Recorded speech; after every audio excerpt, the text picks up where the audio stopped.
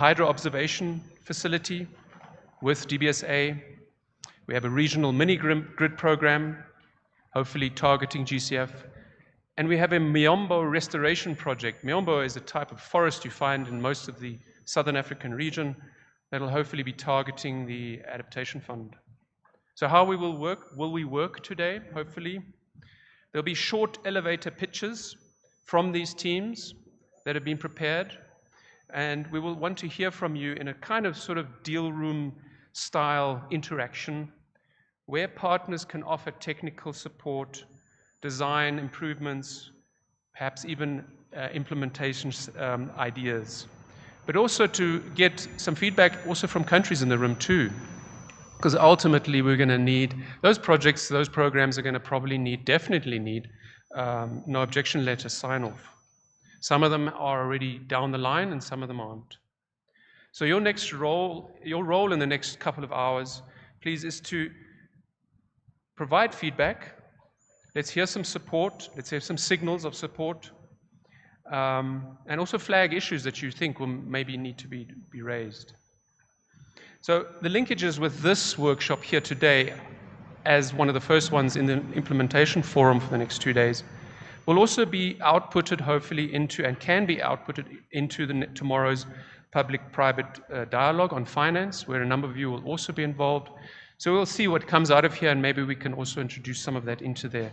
But of course, it's also going to be very important for the African Climate Week, the African Climate Summit, I should say, next week, hopefully where we can take some of these initiatives forward.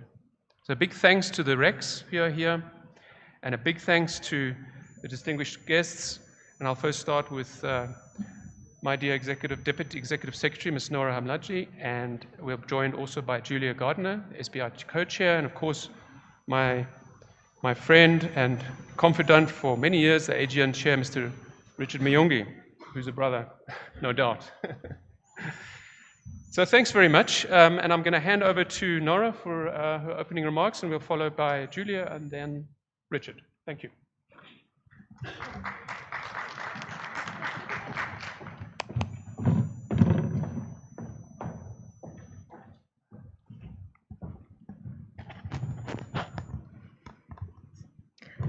Good afternoon to all. Excellencies, distinguished colleagues, thank you for joining this Pan-African needs-based climate finance marketplace. This is a focused working session of the Implementation Forum. I think Grant gave a lot of details about it, and rather than really introductory note, I have also some elements of how this session would look like. So this morning we set the direction, and this afternoon will be about delivery. What makes today different is quite simple. We have 3 regional economic communities, EAC, ECOWAS, and SADC, working with AUDA and EPAD, and they are presenting 6 cross-border programs on one stage. That unity of purpose is in itself a headline, and we're really grateful for them to be here and to present this today. These are country-originated priorities refined through recent clinic and consultation over the last 18 months with development partners, with banks, with accredited entities, implementing partners, but also government ministries. So we are here today to convert that preparation into time-bound next step. The format is very practical by design. Short pitches, straight into rotating deal room tables, where you will pressure test economics, risk mitigation, safeguards, and delivery arrangements. So needless to say that this is a space of candor and also constructive problem solving. It's about feedback, but without premature commitment, so that proposal leave sharper and not just longer. Colleagues, our goal today is to have roadmaps We are not really looking at MOUs. By the close of this session, each program team should walk away with 2 or 3 of the following each program. One is an agreed 360-90-day milestone plan. The second, clarity on any required no objection letters and how they will be sequenced. Third, confirmation of right shop dates and the technical assessments that would be needed. 4, a mapped pathway to active funding windows across climate funds, regional DFIs, MDBs, philanthropies, and private investors. And 5th and finally, a short list of enabling environment action, and that contains policy, regulation that we can help fast track with the RECs and national authorities. Now, to our financing partners, public and private, your role today is very pivotal, of course.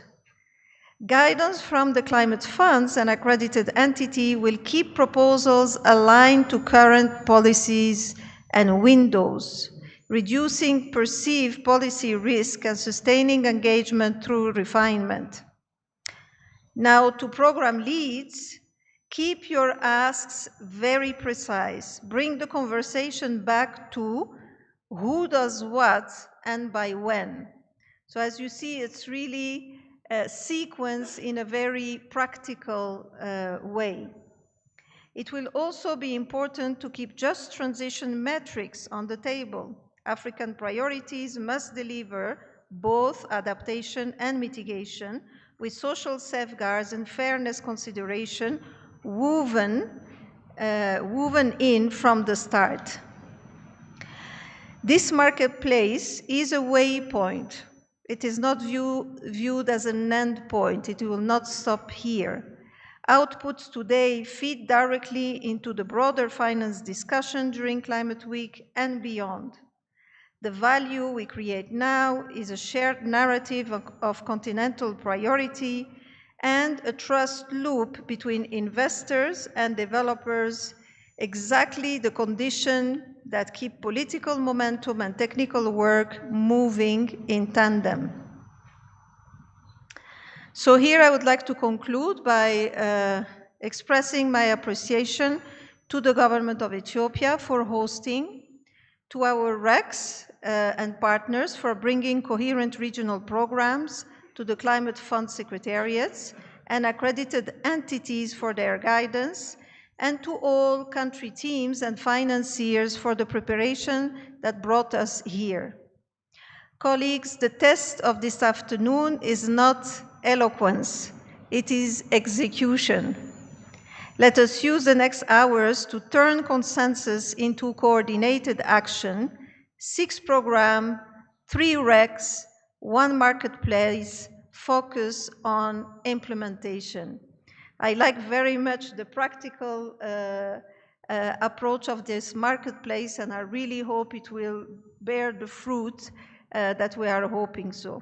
Thank you.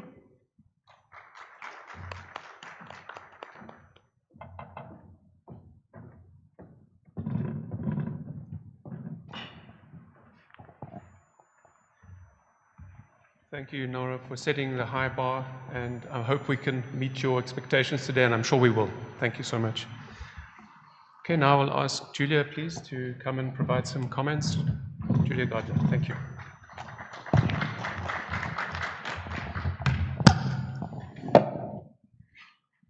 Hi, colleagues. Excellencies, distinguished delegates, colleagues and friends, it's a pleasure to join you for this Pan-African needs-based climate finance marketplace. A really interesting session, which is a new format to me, and I'm looking forward to learning a great deal here. This working session is designed to turn well-prepared regional concepts into practical next steps. As chair of the subsidiary body for implementation, I'd like to underline a simple proposition. Better data and clearer information lead to better finance and faster implementation. Under the Enhanced Transparency Framework, The biennial transparency reports give countries a structured space to set out support needed and received across finance, technology, and capacity building. In parallel, the Standing Committee on Finance's biennial assessment and overview of climate finance flows, we like long names in the UNFCCC, helps all of us see the broader landscape, where flows are moving, where gaps persist, and which instruments are proving useful. When these two streams meet, country-level transparency and global overviews, they provide a shared evidence base to identify needs, calibrate ambition, and build credible pipelines. Today's marketplace builds on that foundation. The regional economic communities and commissions from East, West, and Southern Africa are presenting 6 cross-border programs that originate in national priorities and have been refined through recent clinics with practitioners. This is precisely the kind of country-owned, regionally coordinated preparation that allows partners to engage with confidence. I just want to offer 3 short reflections. First, information is a trust builder. Clear articulation of needs, co-benefits and delivery arrangements in line with BTR reporting and national plans, NDCs and NAPs, reduces uncertainty for public and private partners alike. It lowers transaction costs, shortens due diligence cycles, and increases the likelihood that proposals move efficiently and through funding windows. Second, there is value in partnerships that are complementary but not duplicative. Donors, multilateral development banks, regional DFIs, climate funds, philanthropy, and private investors each bring different strengths. Policy dialogue, concessionality, risk sharing, project preparation, and scale capital. Mapping these roles against the concrete needs of each program would help ensure predictable, multi-year support and a smoother path from concepts to implementation. Third, practical roadmaps. Success this afternoon should be measured by sequenced milestones, identifying focal points, agreeing the immediate technical steps, clarifying any no objection letter processes and aligning with appropriate funding windows, which Noura said a lot better than I can. I also welcome the intention to keep social safeguards and just transition considerations visible in these discussions. Early clarity on fairness and inclusion helps avoid late-stage friction and strengthens the quality of investment decisions. As approaches that place equity, social justice, and inclusion at the centre, projects will be more effective while avoiding deepening existing inequalities. Colleagues, none of this is controversial, it's good practice, you all know it well. It's also the best way to deliver what countries in this region have asked for, adequate and predictable finance, aligned with national strategies and capable of scaling regional resilience. As others have said, I thank the government of Ethiopia for hosting, the RECs for their leadership, the climate funds and accredited entities for their guidance, and all country teams and partners for the preparation that brings us here. And I'm very pleased to be able to listen to some of the conversation. I encourage your candid participation at all the tables, to name your focal points and leave today with clear responsibilities and timeframes. And with that, I wish you a productive session, and I think Richard is speaking next. Thank you.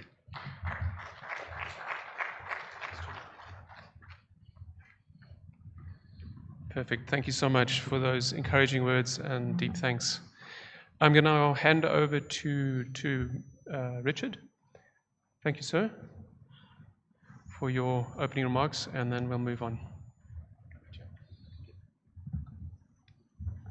Thank you. Thank you, Grant. Thank you, colleagues. Once again, it's an honor to speak on behalf of the African Group of Negotiators at this Pan-African Needs-Based Climate Finance Marketplace. For many of us, this event is not just a convening, it's a testimony to the journey we have been on with the Needs-Based Finance Project, which is a COP-mandated process under the long-term finance, as you may all recall, given to the UNFCCC Secretariat in 2017. From the outset, Africa has engaged actively in the NBF. It has helped our countries to clarify priorities, identify needs, and frame programs that can attract support. Today's marketplace shows that this work has matured, Ideas have become regional proposals, and they have been anchored in country ownership and regional cooperation. Over the past 2 days here in Addis, discussions have been rich, as you all may testify. They have been practical and indeed forward-looking. Therefore, let me share a few key outcomes that we can now carry forward. The first is countries have reaffirmed the importance of the whole of the government ownership. Climate finance must be nationally determined, aligned to the NDCs, to the NAPs, and to the long-term strategies, and directly connected to the projects or investment or policies or funding pipelines that will drive implementation. Secondly, there was a strong call for sustainability and scalability. Projects cannot stop when the first grant ends. They must be designed to last, to grow, and to responsibly involve the private sector, the local communities, the NGOs, the civil society, so that continuity and impact are assured. Third, countries underlined the need to fully utilize opportunities across climate funds. We know today that the Adaptation Fund now offers each country up to $40 million, which provides for the window for innovation, locally led adaptation, learning, scale up, and readiness.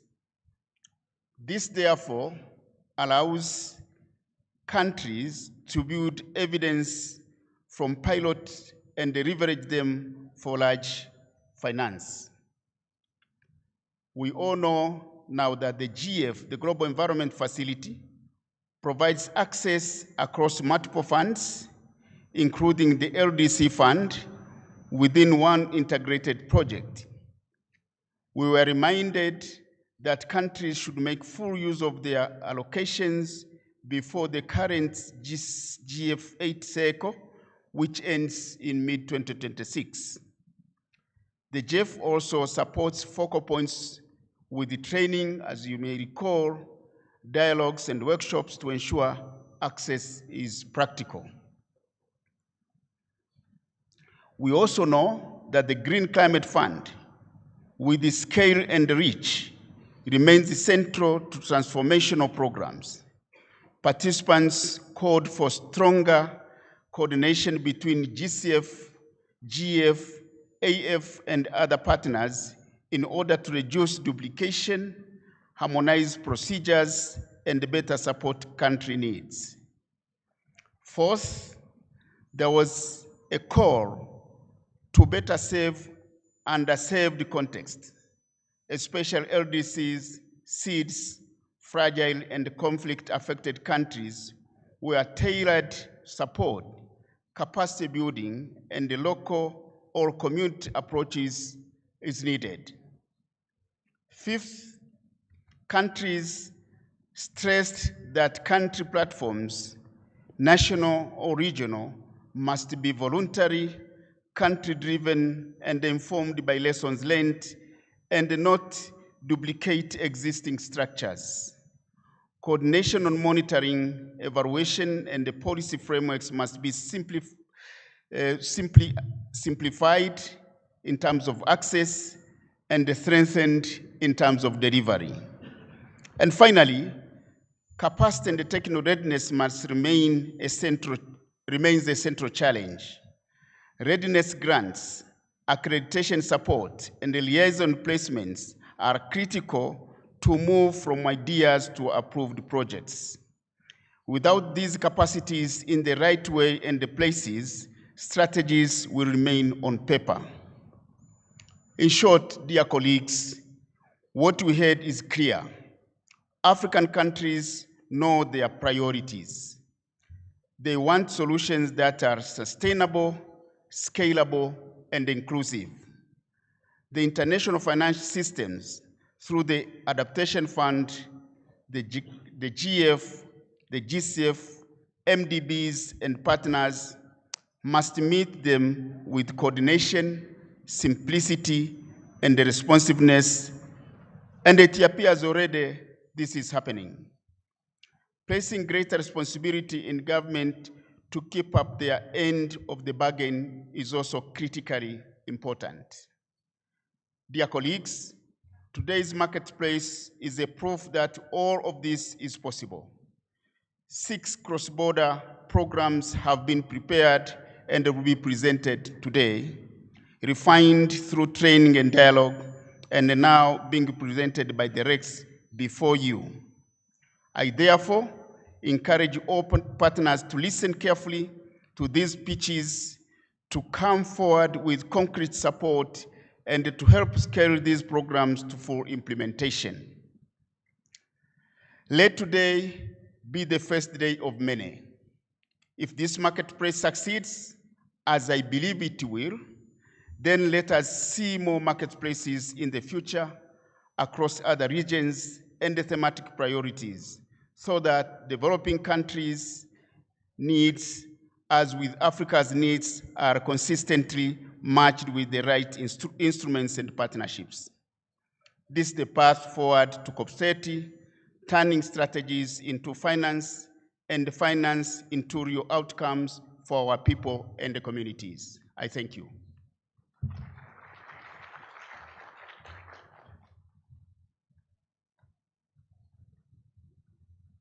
So, big thanks, Richard, for your encouraging remarks and details on all of the funds and what's available. That's exactly what I think colleagues here need to hear. So this brings us to the end of the opening, and I thank you deeply from my side and certainly from the team side. And we will take the rest of the forum forward with exactly what you asked us to do. Thank you, sir.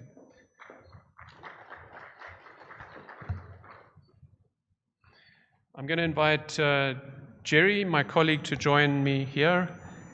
Jerry will be taking us through the rest of the program today, and then we will close off with remarks from my director, Sophie de Koning. So I'll over to Jerry. Some of you may know Jerry, so over to you, sir.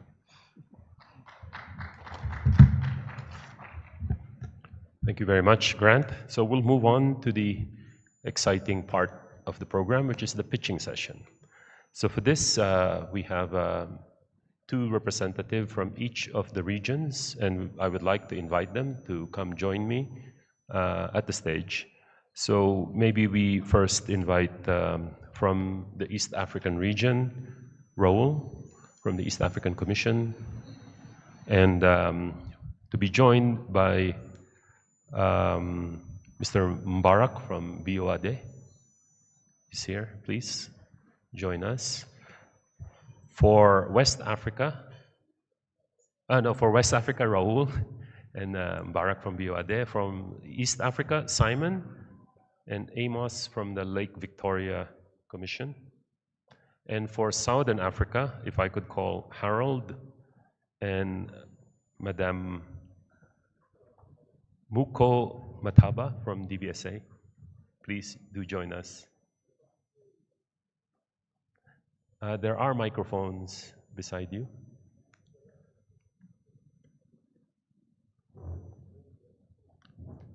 So as we wait for them to join us, so maybe let's explain a bit what's going to happen. As explained already by Grant, there has been a lot of work that actually came before this session. And it's a culmination of the work that has happened also during this week. So there has been a lot of preparatory work developing these concepts, but they are based on priorities identified by countries quite some time back.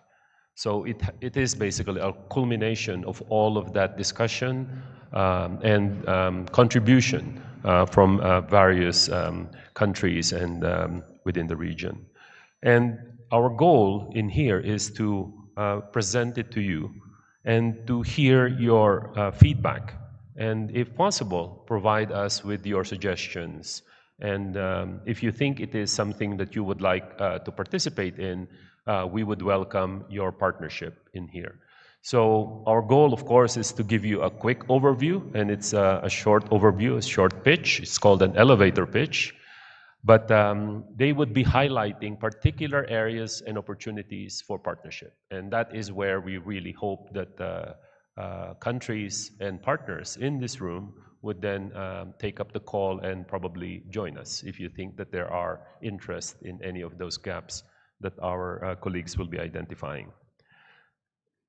So with that, we have 2 hours, and we have 7 projects to pitch. And of course, we don't want to bore you. So what we will do is we will have short pitches, each region first. So 2 pitches per region. So hopefully that would be about 40 minutes or less than 40 minutes, because we would like to then open it up to you for some interaction. Some of them have prepared some interactive, probably not as interactive as the opening session. So, but hopefully it will be interactive enough. And hopefully it will also be at that time that we engage you for the partnerships. So with that small guidance, we do want to keep on the time. So please, colleagues, let's try to keep on the time, 40 minutes each for each region. We will start off with the East African region, and therefore call on Simon Clary, who is the acting director of sectors, productive sectors at the East Africa Community, to give us the overview, and then later on to call on our colleague from the Lake Victoria Commission to also explain one of the projects that is being pitched. Over to you, sir.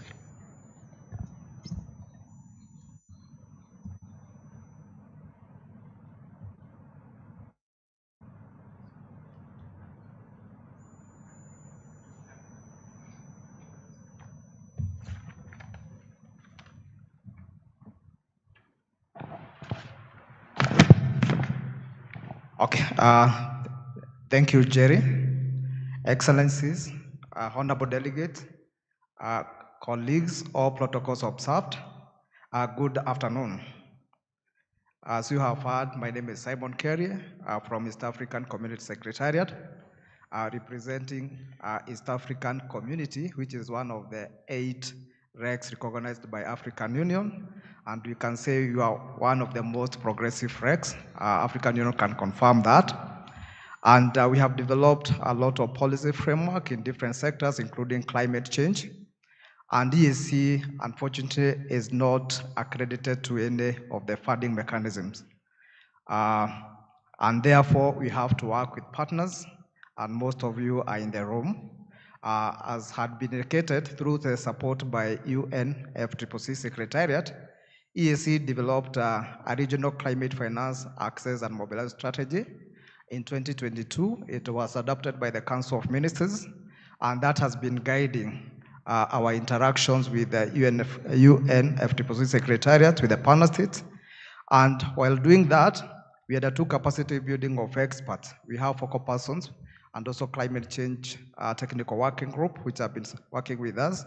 And we identify a number of priority areas. Some of them have been mentioned. The most critical ones are transborder ecosystem management, agriculture and food security, scaling up access to renewable energy, private sector participation, water security. So we have been engaging partners in coming up with projects in some of those priority areas. Jerry, I don't know whether I go to the please. Can we get the next slide, please? Next slide, please. Do you have a clicker? As we wait for that to come, also issues of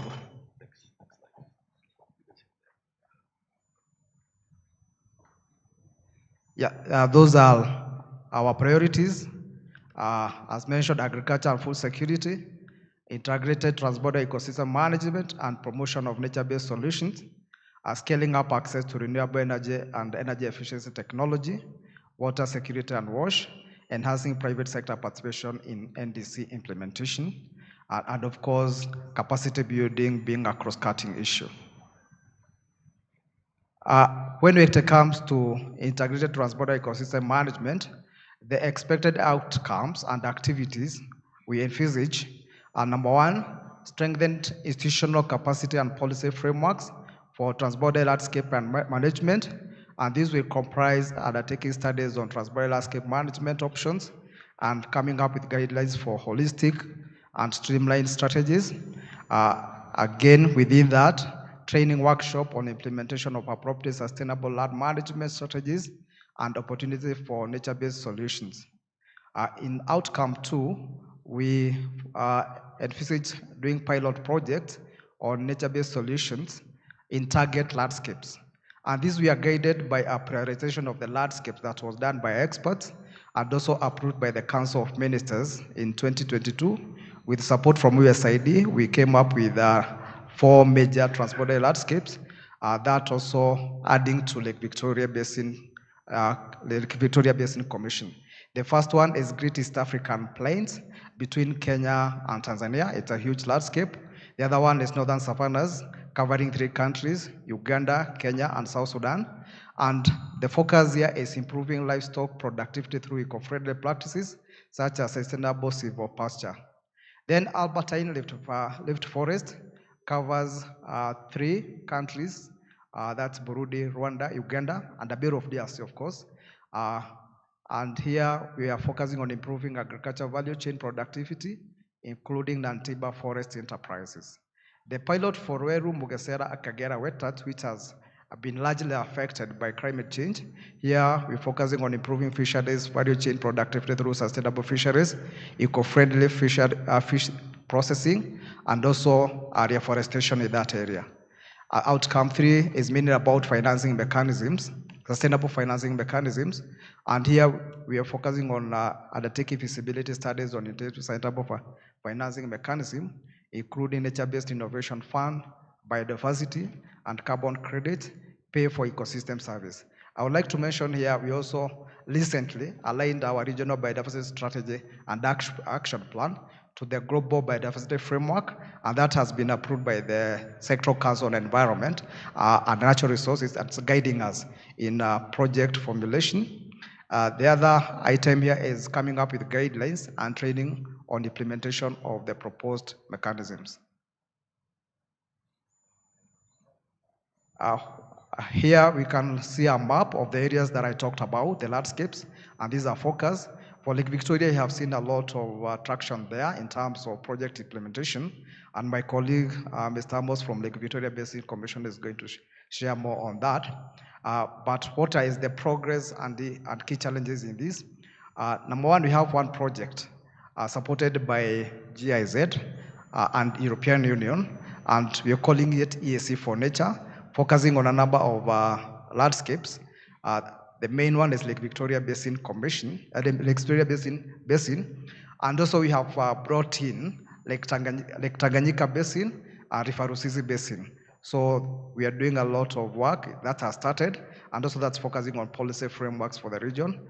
Then we have the other project on transborder ecosystem management that's being under development in collaboration with UNEP and Lake Victoria Basin Commission. And the next step for this is submission to the GCF. We are going to interact with them on this. And if you allow coordinator or moderator, Mr. Amos can elaborate more on the second project on the transborder ecosystem management and can share what they are doing and what they have already done.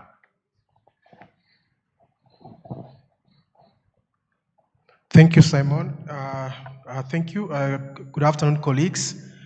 My name is Amos from Lake Victoria Basin Commission.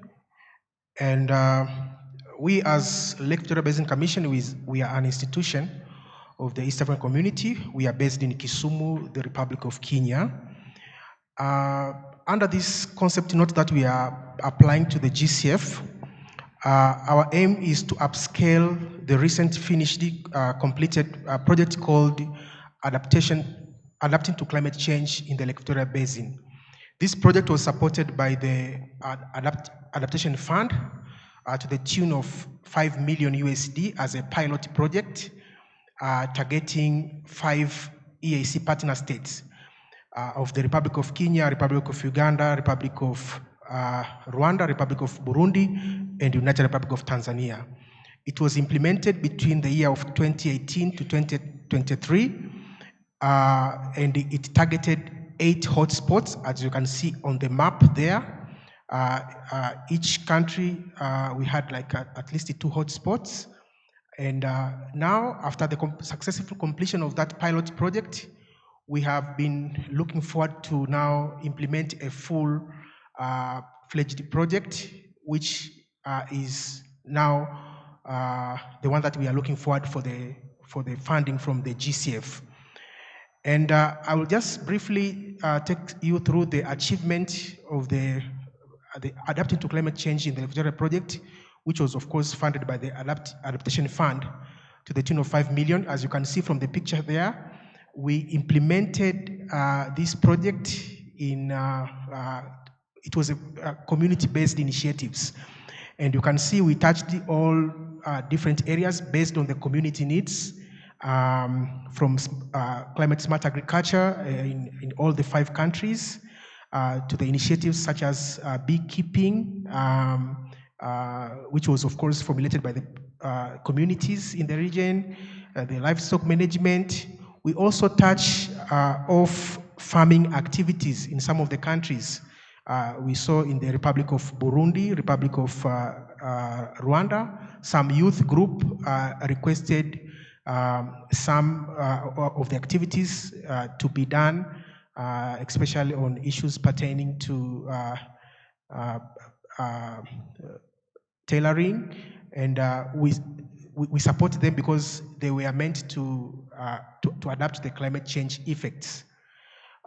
You can also see in different areas we had issues pertaining to the valley, construction of the valley to enable the communities to have reliable water supply.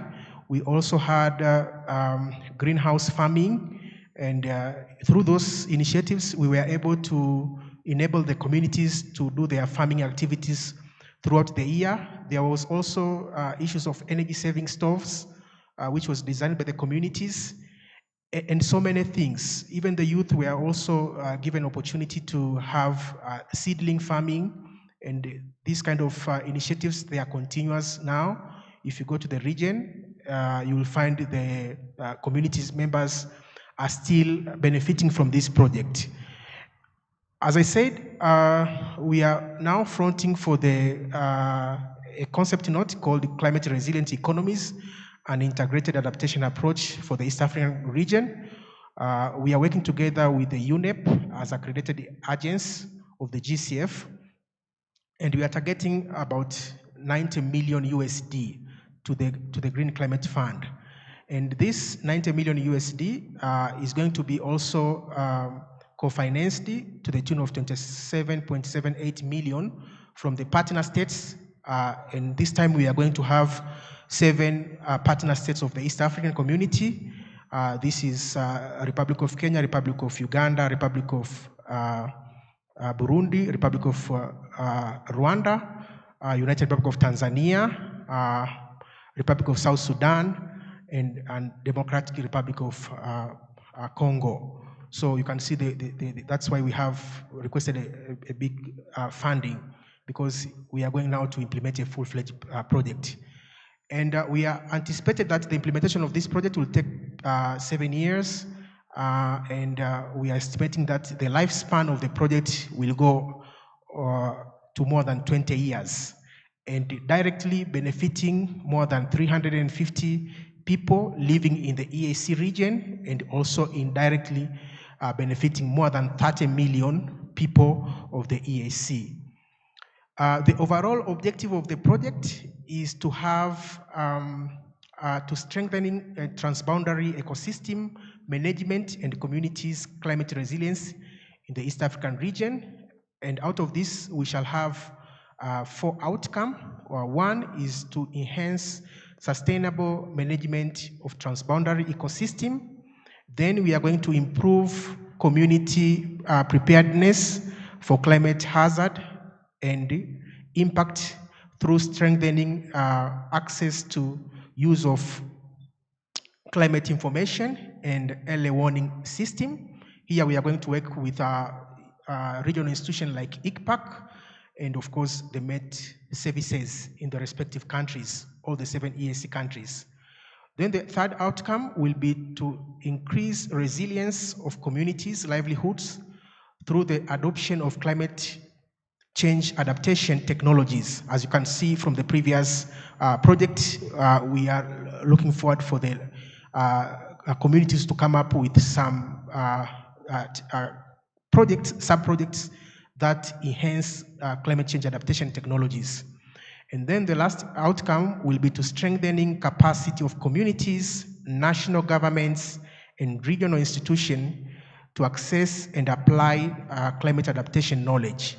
So the concept note is ready. We had engagements with all the 7 partner states, a thorough engagement for almost 7 months. And we have been working with the UNEP as accredited institution. And we are looking forward to submit this concept note to the GCF this month of September 2025.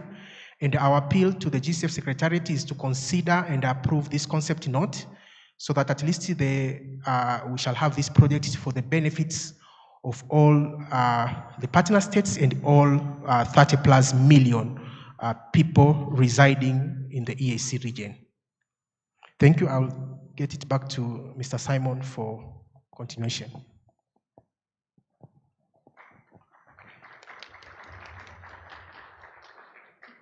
Moderator, I think we are within the first 10 minutes of our 40 minutes.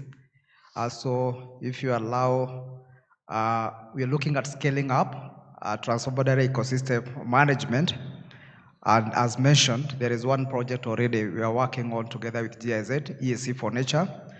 But looking forward in terms of scaling up that, we can request GIZ from the floor to talk about what we are looking forward to engaging in, especially when it comes to working on another transborder ecosystem or a seascape. Rosemary.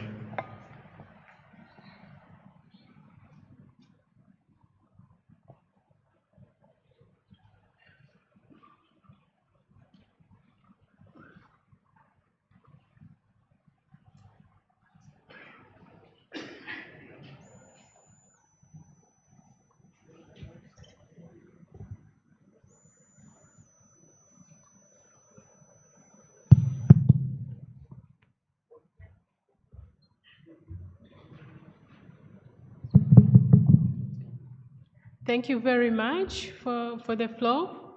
So just to give a little bit of introduction, that GIZ, we are in the region with the EAC for Nature project. As Simon has pinpointed, that we focus on the Lake Victoria Basin, Lake Tanganyika, and Lake Kivu. But of course, we are seeing a lot of potential to stretch our project to support some of the scale-up that the EAC Secretariat have foreseen. For example, we have been doing the review of the policies, which the concept like for blue economy was coming out clearly. And through this exchange, we have seen there are some of the partner states in EAC that are underserved. For example, Somalia.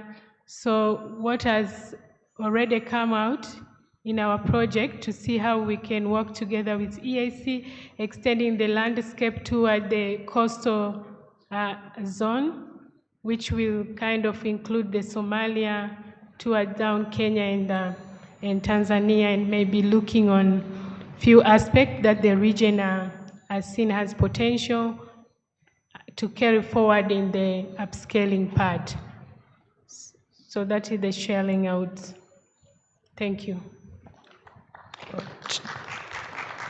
Moderator, that talks to the second bullet, exploring other transborder ecosystem proposal development.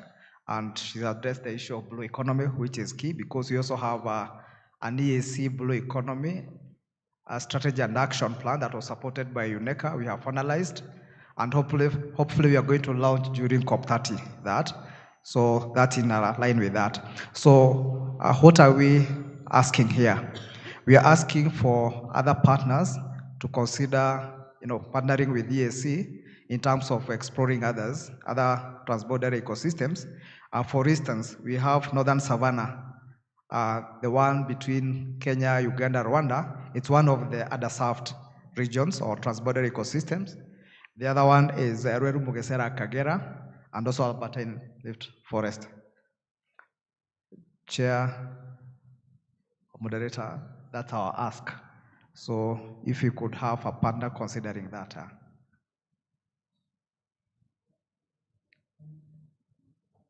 With your permission, I can go to the next. I hope I'm still within time. Maybe we could pause a little bit, and because if we open the floor for any comments before they forget. Sure. Okay, so I think it's maybe before we open the floor, we take note of all of these requests from you. I think one thing we take away from this presentation is that it's a very good example of what we are actually trying to also do in relation to other COP mandate, in particular, complementarity and coherence. I think what you're explained just now on this project, that you're trying to scale up an already approved and already executed project with the Adaptation Fund, and you're using that lesson to bring it to another fund. And this is, I think, probably one of the most difficult aspects of complementarity and coherence is actual implementation on the ground. And we do thank you for taking that role to explore that. The other thing that we take away, of course, is that ecosystems at this scale can only be done regionally. So therefore, there is this really true added value for it to be done through your region. So with that, maybe we open the floor for certain inputs. If you would like to raise particular questions to this first project, we open the floor. Especially as the request was made, the partnership is the request. They're looking for partners to develop this into a full funding proposal. So they're submitting the concept note already, they've done a lot of the work, and now they're looking for partners. So any particular interest or comment on this topic is welcome at this stage. Or even comments, if you have any comments on this particular topic. Any country from the region, any partners who works in the region. Moderator, you can also request South Sudan. Mr. Wani from South Sudan can add his voice to this. So if South Sudan would like to take the floor.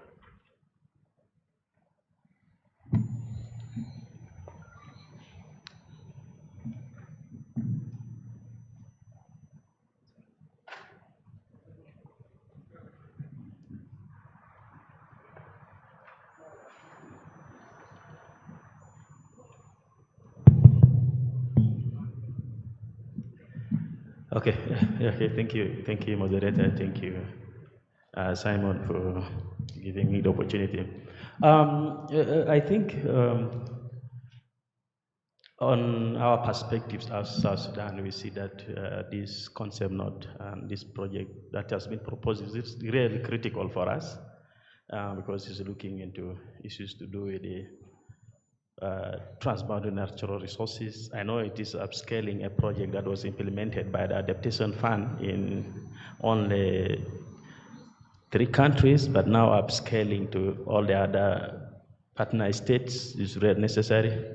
And I know that these partner states have also implemented other projects, and that this project can also build on what has already been taking place on ground.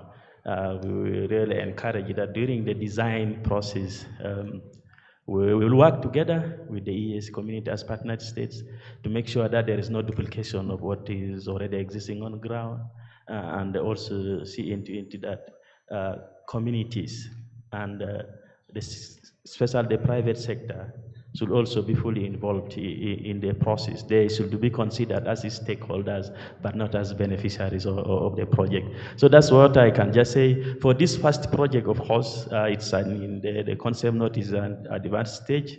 I remember we had validation in Juba. So we endorsed it and we support the process. So like what Simon has said, all other partner states and the partner organizations that are working in the region, we encourage you all that we work together to make sure that this concept note is submitted to the Green Climate Fund, and also we see into that we prepare the full funding proposal within the shortest time possible that is allowed. Thank you. That's what I can just add on to that. Thanks. Thank you very much. After coffee, we will have another chance to come back and discuss this, but obviously we don't want to forget now. So maybe if there are no other questions from the floor, we could proceed to the next project. Yes, over to you, back to you, Simon.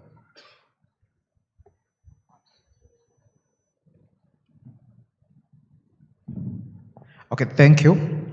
Our next priority area is on agriculture and food security. And here the outcomes that we are envisaging: number one, a strengthened policy framework for post-harvest productivity, market access, and regional trade enhancement. And in particular, develop clear frameworks and guidelines for implementing harmonized agricultural policies and translating them into actionable initiatives. Organize training programs and workshops for policymakers and government officials to strengthen skills in policy harmonization and implementation. Outcome two, strengthened resilience, income generation, job creation, and youth empowerment through enhanced post-harvest productivity. And here we are to work with relevant government ministries and private sector, because that has been emphasized.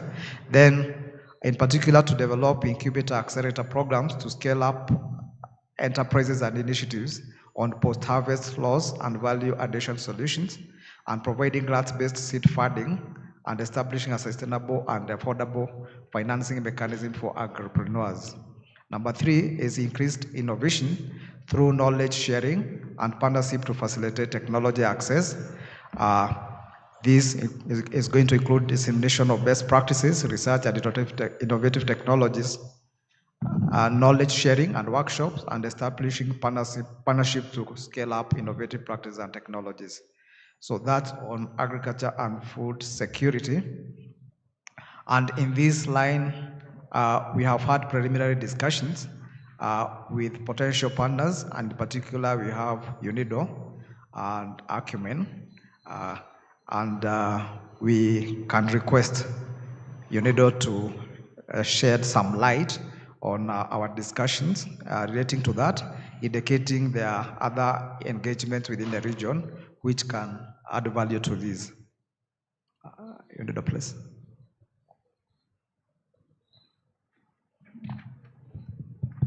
Thank you so much for this opportunity and for the floor. That's great. I probably will start, first of all, for thanking UNFCCC for the facilitation and for the East African Community Secretariat for your trust to inviting UNIDO to support you with the technical support in this initiative and project. UNIDO, as you might know, is the specialized agency, right? We have a unique mandate on promoting and accelerating industrial development. We are covering SDG 9, among others, so building resilient infrastructure, promoting inclusive and sustainable industrialization, and foster innovation is in our DNA. So the private sector engagement, that's what we do. We also cover the deployment and development of innovation, climate adaptation or mitigation solutions, or cross-cutting, with the aim, the main aim that SMEs, MSMEs, so again, private sector can increase vulnerable communities' resilience, right, or adaptation capacity, if we're talking about adaptation, for example, be it in the agriculture and food security, be it in energy, be it in the nexus between food, energy, water.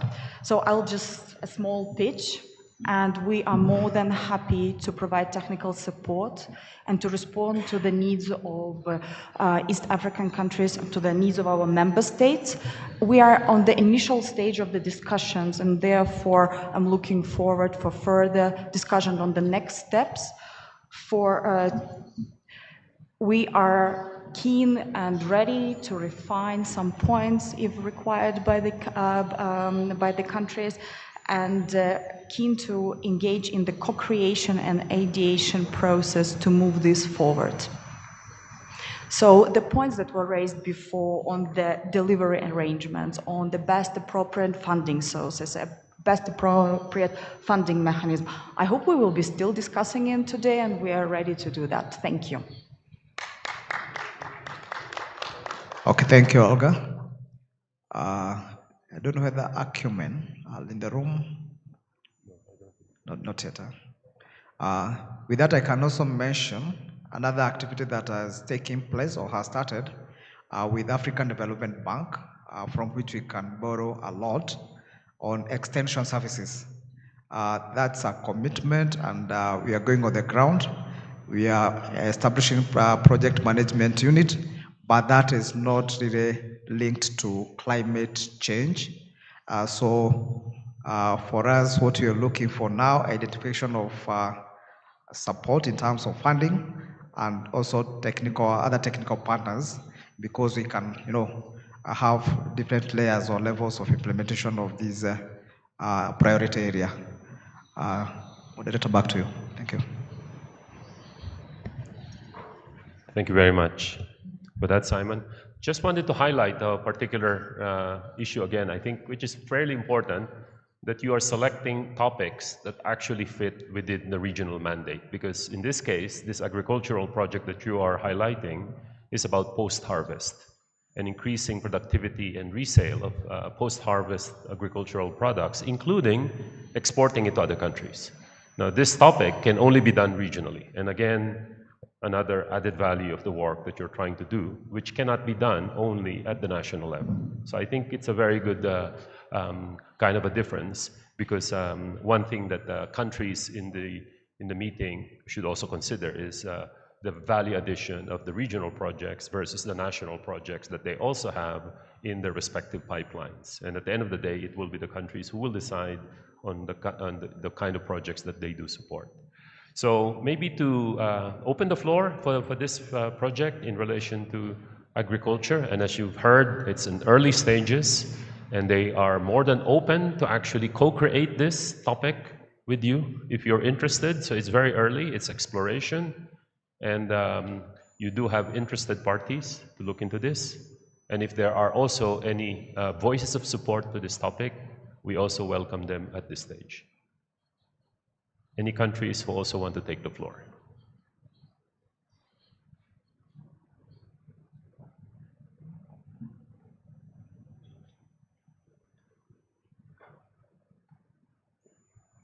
I don't know whether the Republic of Kenya are in the room. They can add their voice to this speech.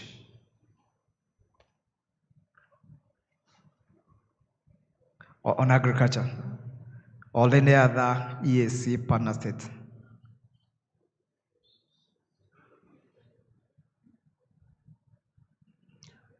We could come back after coffee. There will be some time more. So when they probably stepped away this time, but we will have another chance after coffee, and we could come back to this topic. So with that, Simon, any last words on this topic? Maybe the final call for partnership before we move on to the West Africa region. Any last words? Okay, just to add on what Jerry said, we are looking for partnership. EAC is ready to move forward in terms of implementing these priority areas. Recently, we reviewed our EAC climate change policy. We are waiting for the ministers to look at it and approve it. So we also have other policy and legal instruments which can guide us in implementation of the project. And we are focusing on bringing the countries together to ensure we continue to be the best performing REC in Africa. Thank you. Okay, and Amos, anything to say? before we move on to the next region. Thank you. Of course, as I said earlier, we are grateful to the Adaptation Fund for supporting the region in the implementation, in the funding and implementation of adapting to climate change in the Lake Victoria Basin.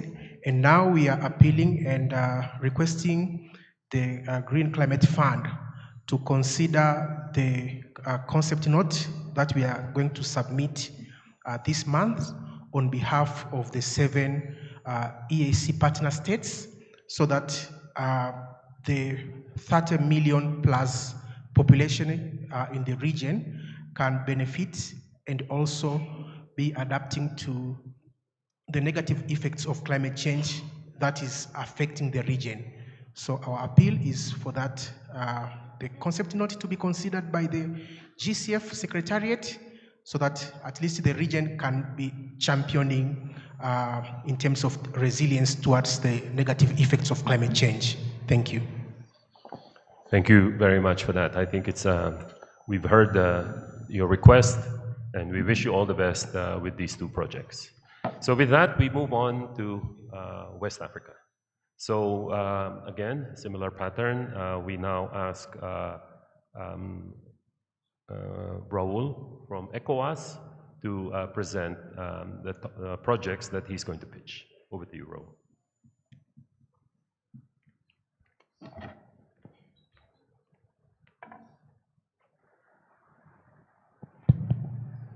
Okay, good afternoon, colleagues. Good afternoon, distinguished participants.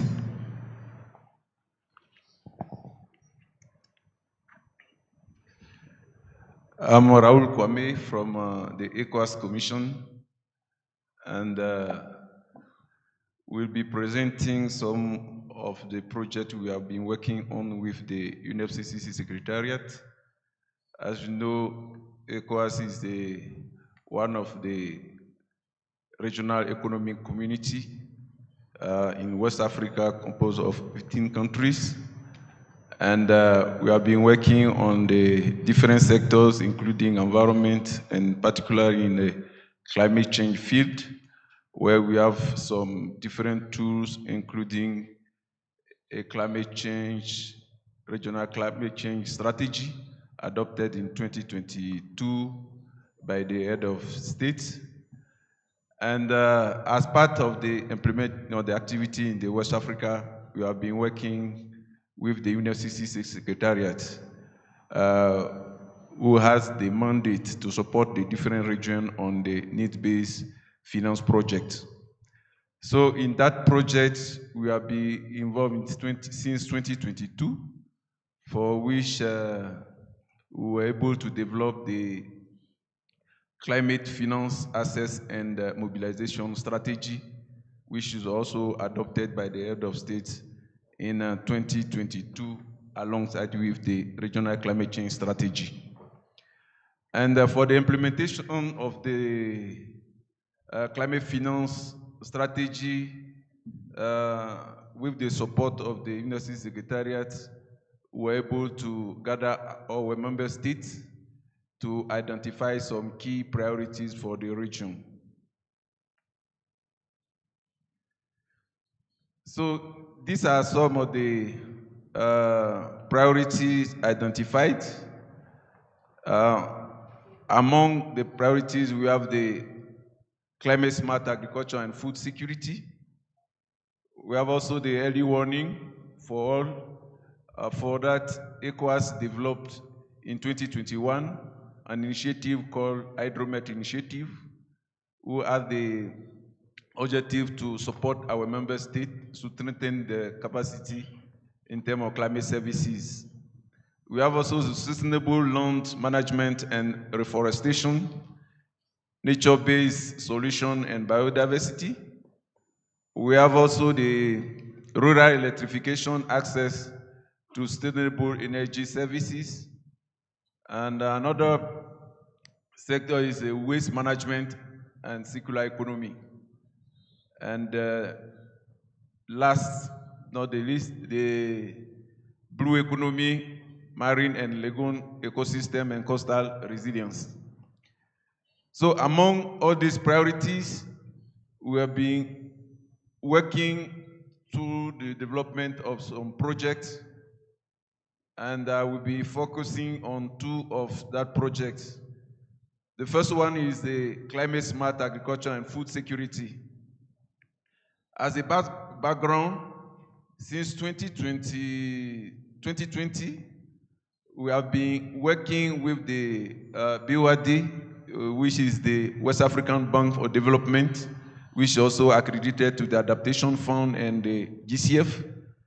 We're able to secure funding for climate smart agriculture, a kind of pilot project covering 5 member states. So the aim of this new project is scale up what has been done through the first pilot project. And one of the outcomes is the enhanced climate smart agriculture strategies and implementation capacity. Under this, we have the development of the regional climate smart agriculture investment strategy and development of digital agriculture strategy also, and the development of policy proposal and guideline for national implementation. As the climate change and the agriculture sector is much affected by climate change in our region, for us in the implementation of this project is to have some call of proposal from the different stakeholders in the member states in order to have the concrete project on the ground in different countries. The second outcome is increased climate smart agriculture adoption rate and scale, aimed at promoting production and distribution of quality input, and establishing also a climate smart agriculture financing arrangement and provide initial financing. This project, we are also in view of combining with another project initiative, we call it West African Initiative on Climate Smart Agriculture, WACSA. We're able to develop that initiative some year back with the support from IFAD. And the initiative aimed at supporting the small farmers to have access to loan or credit to implement some projects on the ground. And for that, we have a kind of facility for which is handled by the ECOWAS Bank for Investment and Development. And the bank has identified some local banks for which the funding will be channeled for the small farmers to get access to credit and loan for the project on the ground.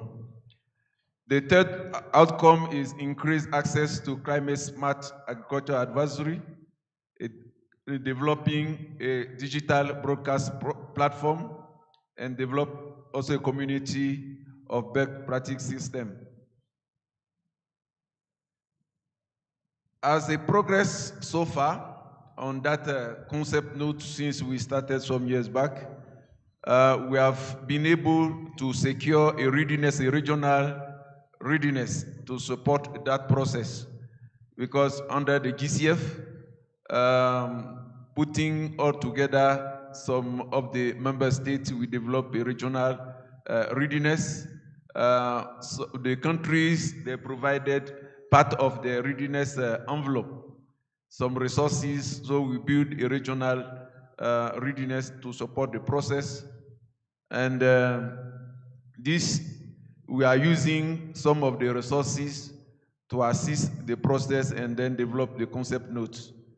And for this project, we have agreed with the ECOWAS Bank for Investment and Development to carry on the project and submit to the GCF. And as has already mentioned, the EBIT has already in charge the initiative called WACSA, the West African Initiative on Climate Smart Agriculture. So the EBIT was accredited to GCF early this year in February. So the process is ongoing for the EBIT to support that process.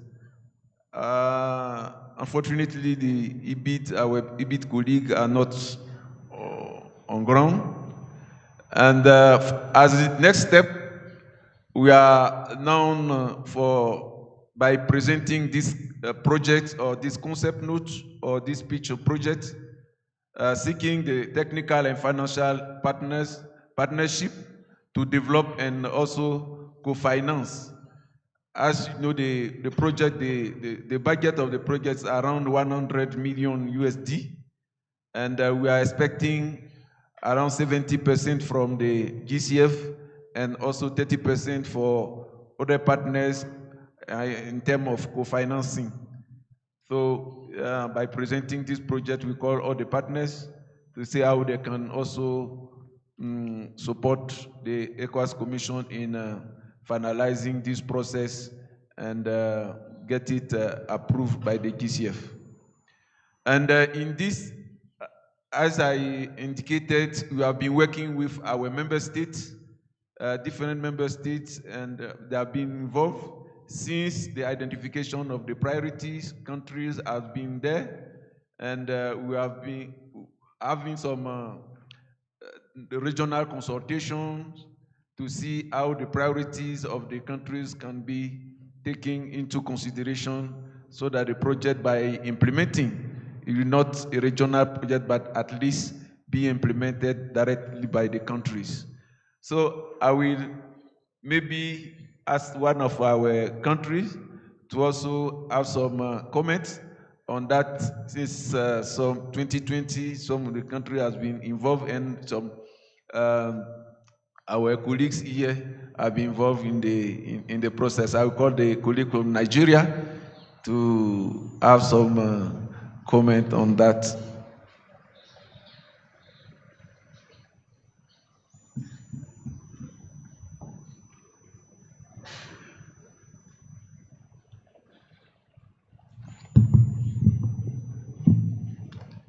Thank you for giving me the floor. Our climate project is dedicated to scale up climate-smart agri early warning systems in the West African region. However, we need the support and collaboration of partners, co-financiers in this critical effort to fight against poverty alleviation, job creation, and make a tangible difference in the region. Please consider the long-term benefits, as your tangible investments will make it more impactful and transformative in tackling climate change in the West African region. The region is fully in support of this project, and the concept note is set for submission. Thank you for considering our project and help us move our aspirations into concrete actions. Thank you.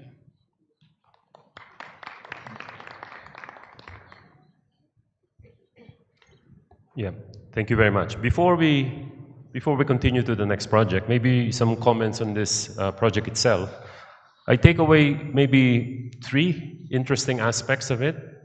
The first one is that it is done or developed through a readiness grant that they were able to collect from countries themselves. It's a regional readiness grant, which is, I think, a very unique approach that you've taken, and this has been provided through the Green Climate Fund. The second aspect that I take, which is again very interesting, is that you've actually taken your readiness grant and you've used it to develop this proposal. So you have a very tangible investment that you've made. You use that money for the consultation and to actually develop the concept itself aligned with the country's priorities.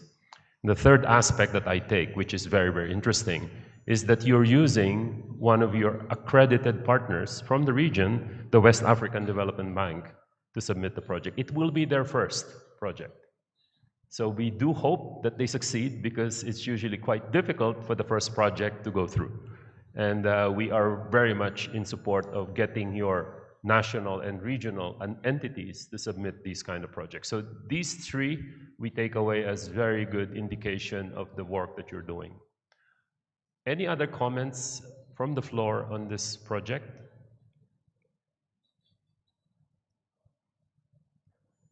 If not, we could continue to the next project. So go ahead. Okay, thank you. Yes, this is part of the project, what I indicated, the West African Initiative for Climate Smart Agriculture, and to scale up climate smart solution for resilient and productive agri-food system in West Africa. And these are some of the projects we are working with the regional, our regional agency for agriculture and food. As you know, we don't have much projects in the sector of livestock. So we have this project in enhancing the resilience of agro-pastoral farming system in West Africa. And the second project, which is part of the priority identified for which I mentioned earlier, we have the ECOWAS Early Warning Initiative as the ECOWAS Hydromet.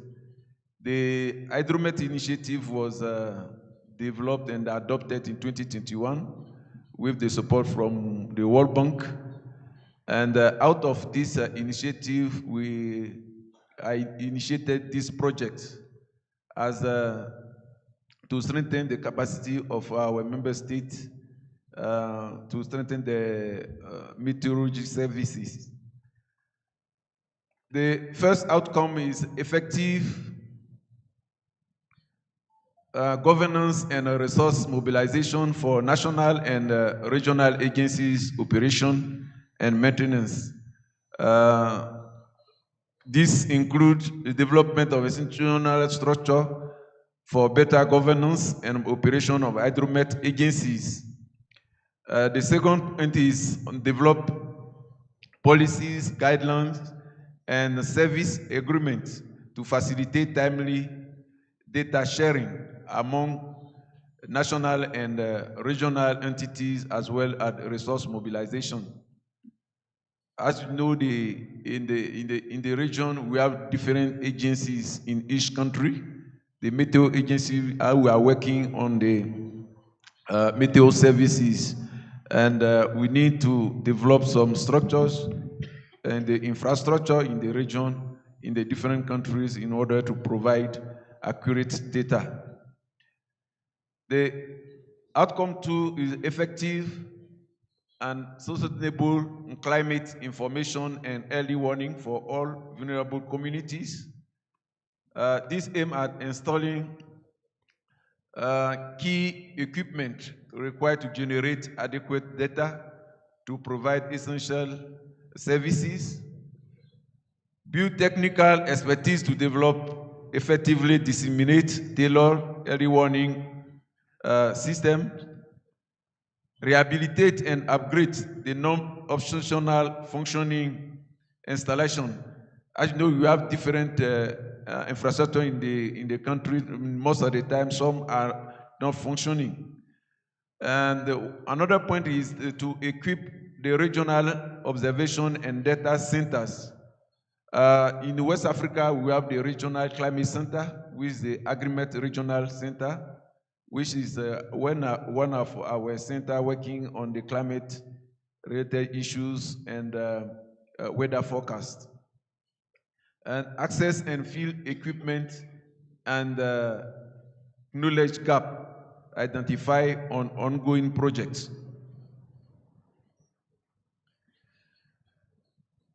The outcome 3 is on climate information and early warning for commercial application. This includes the development of feed-based services model for large private sector cooperation and financial and insurance to accurately climate service. As you know, most of the time the private sector need to be involved in this process. And the second part is the establish public and private partnership to develop application and integrate early advisory and existing service system. For us, the public and private partnership is key. So through this project, we want to build these partnerships so that the early warning system will be developed, who can be sustained, and also can be maintained. As progress made so far, we have done an analytic study. As part of the Hydromet initiative, there was an assessment which was made by some consultants with the support from the World Bank and the WMO in order to see the gaps and the need for climate services in coordination with the national meteo agencies. So for this project, we are in partnership with the BUAD, with the West African Development Bank, for the development of the concept note, and we are still on the process, and our partner is here from BUAD, which is supporting us and is intended as an accredited entity to help us finalize the concept note and get it submitted to the GCF as soon as possible. We have already a plan, and we hope we will be able to submit that on time. So I will give the floor to the colleague from BUAD for some insights before I come to the next step. Thank you very much, Raul. We actually submitted already a project for Togo on early warning information system, and that project has 3 main outcomes.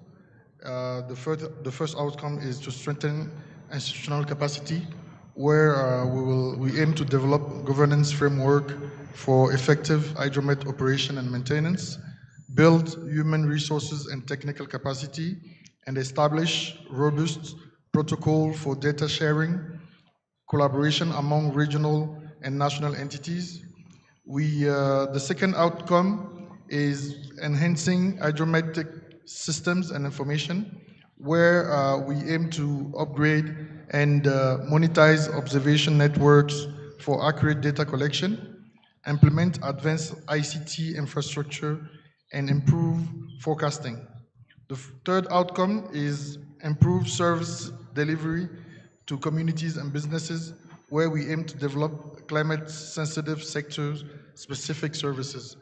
But one of the key elements that we want to bring together here is how we collaborate, we work together with other institutions, because we believe that money is not the issue, but rather the way we construct and develop our projects. So we work together with other institutions to bring synergies together, where we will use public resources to construct the institutional arrangement to build a strong institutional background and the framework that will attract resources. And the second, we will use the institutions like the development banks, resources, and so on and so forth, to bring more concessionality to the projects, and then be able to attract private sector. And one of the reasons why we believe that this is an effective way of doing it is that the West African region, during the COVID-19 alone, was able to mobilize a little more than $2 billion US within 2 years to fight against COVID-19, because the governments have put together the institutional arrangement and the incentives to enable private sector to actually bring together the money. And then you had the instruments that were developed, the guarantee instrument that governments put together and all that. So we believe that when you put all these instruments together, when they are well blended, they will support project development. And one other criteria that we developed that is very efficient, because this project that I presented earlier was actually constructed and approved within 8 months with GCF. And if you know GCF, you know that that's it's a record that we were able to have, but it's a SAP. It's a SAP that we submitted to GCF, and then it was approved within eight months.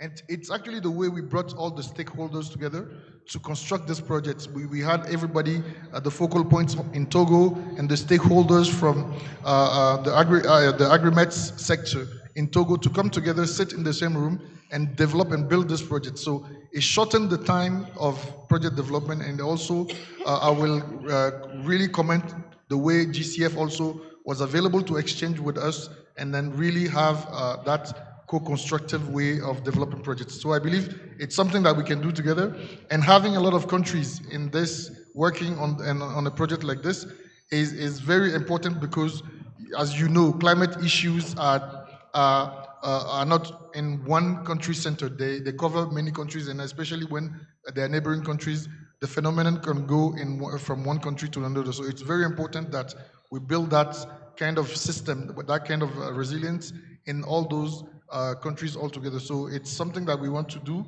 not only for this kind of project, but also for other type of projects that are urgent. And one of the things that we also want to avoid is a point where the project is approved, but implementation takes too long. And that's something that we have observed already. Since 2015, we have mobilized about a little less than $1 billion of resources from the GCF, the GEF, and Adaptation Fund, but it's actually only 40% of those resources that are actually implemented. And it's not a very good signal when you know that climate projects and issues are emergency projects, but then implementation is slow. So we need to also work together, work hands in hand with all stakeholders, especially speak the same language with the people that implement the projects and the people that develop the project, so that implementation takes a very important, goes very fast and very smooth. And one of the other issues as well is the local content and the involvement of local communities in the project development. Because at the end of the day, implementation happens at the local level. And when you don't take all those stakeholders into consideration at the implementation stage, you have bridges, you have barriers that doesn't facilitate the implementation of the project. So those are the aspects that we put together, and we believe that the new synergy that we're building here with UNFCCC, ECOWAS, the RCCs, the West African Development Bank can support, can help us have a strong project and also facilitate the implementation. Thank you. Thank you very much, Mubarak from PURT, for our partnership. And as I indicated, we have been working with the countries in this process as a country-driven process, even though it's at the regional level, but they have to be involved at the early stage. So we have been working. I will also ask my colleague from Guinea to also give some insight since we started this process. And yesterday also we brainstormed on how we can take this forward. So Madam Sangare, if you have something.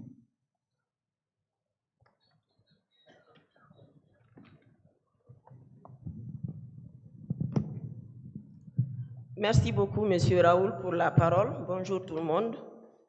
Je suis Sangare Fatoumata, je viens de la République de Guinée.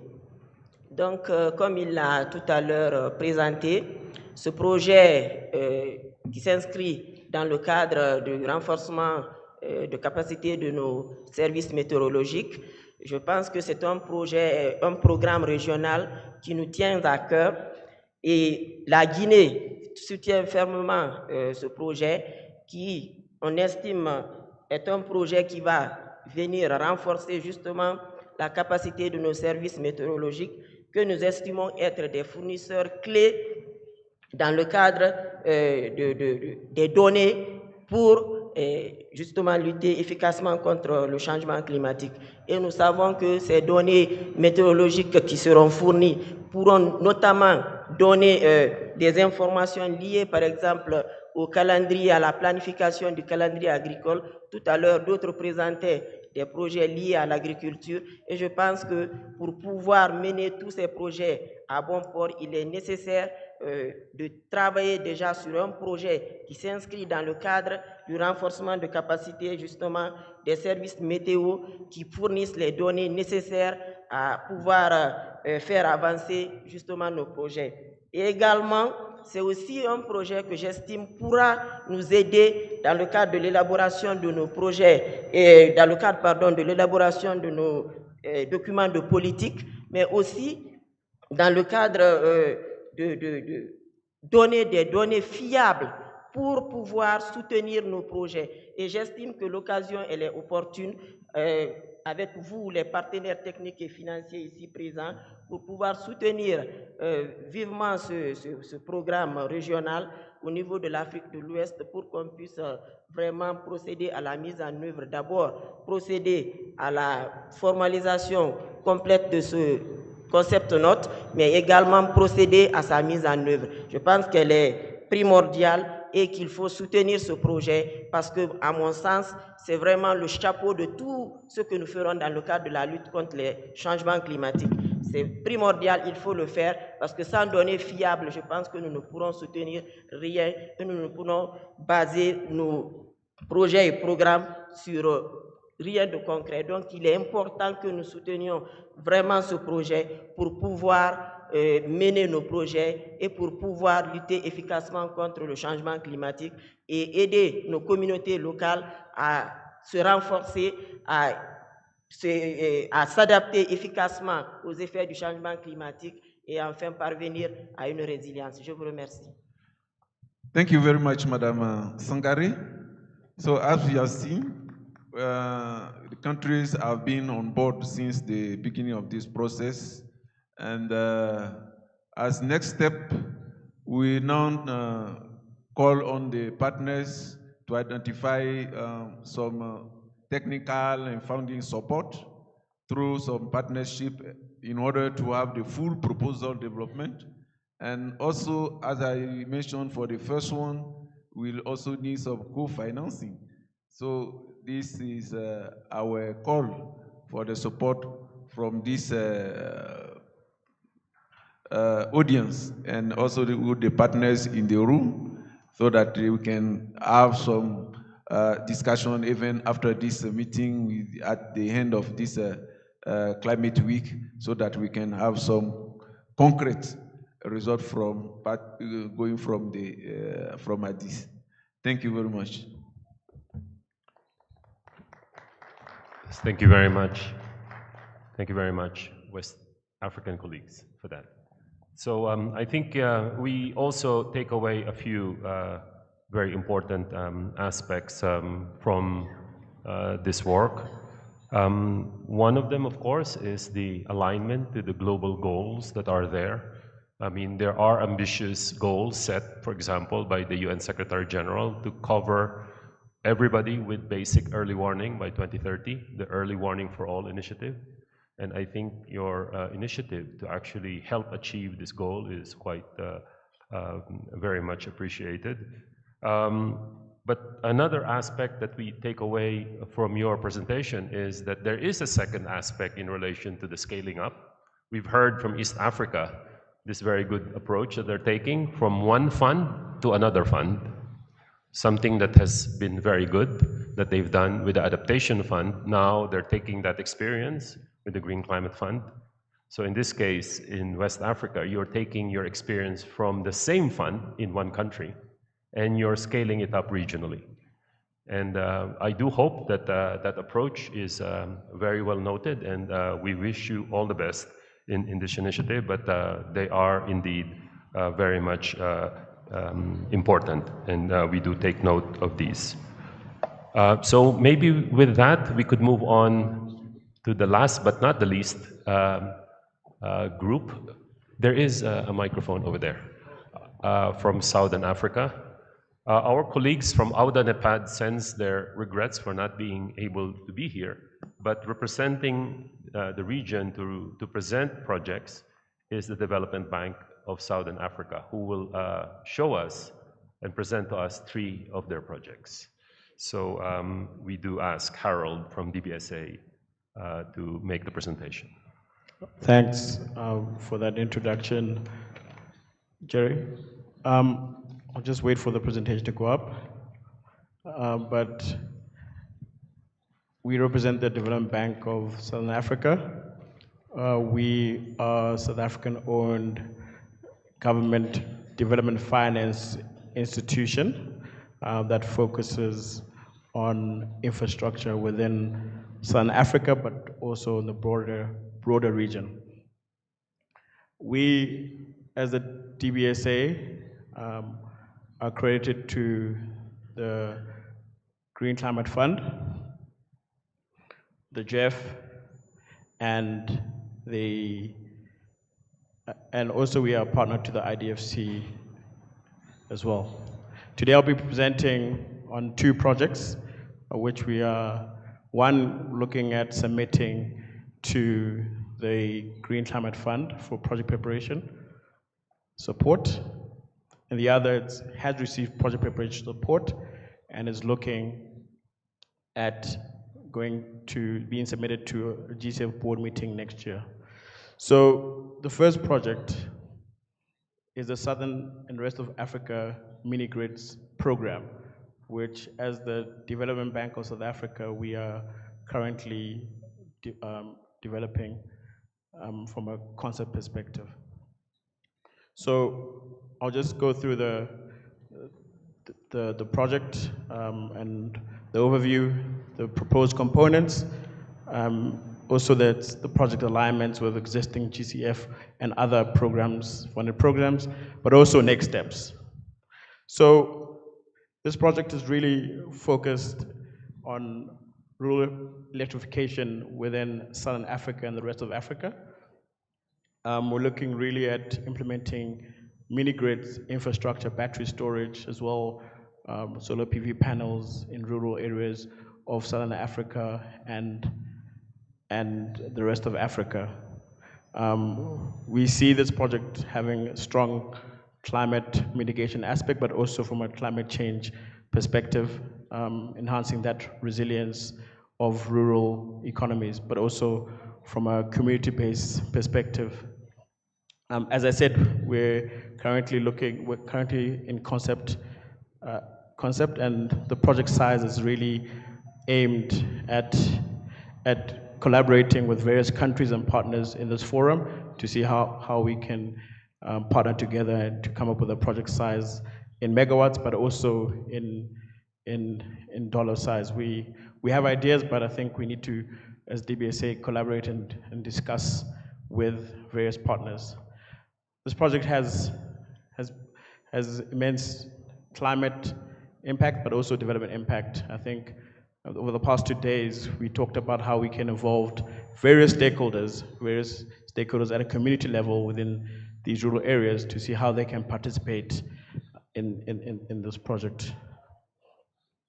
So the idea of this project is having two components to the project.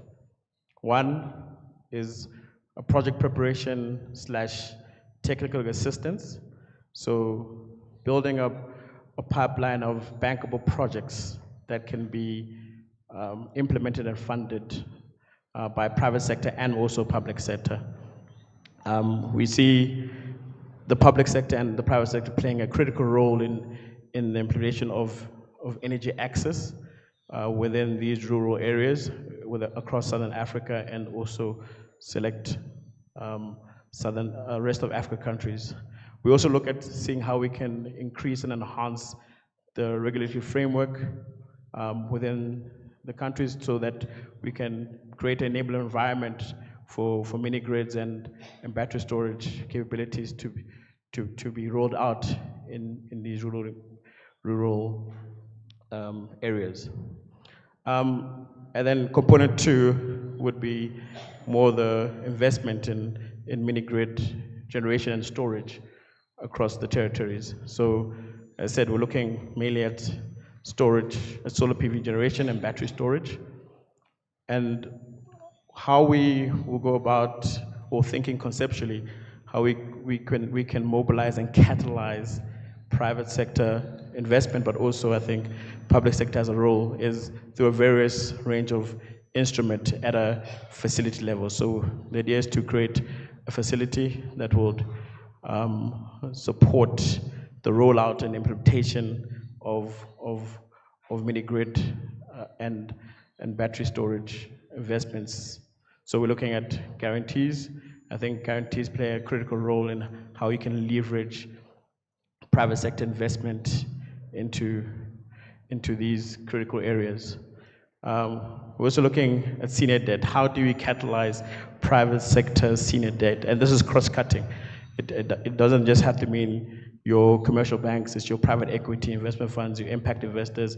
We really wanted to build and catalyze institutional capital across Africa through mini-grids, but also talking to partners such as GCF and other concessional fund providers, how we create a blended finance structure, create and enhance it, the longer tenor, second ranking on security, but also equity as well. Sometimes you need that patient capital to have these projects to be implemented. So that's from a project component, a technical assistance facility, but also a sort of investment facility that will support the implementation of these projects. This program really builds on substantive work that has been done in the area.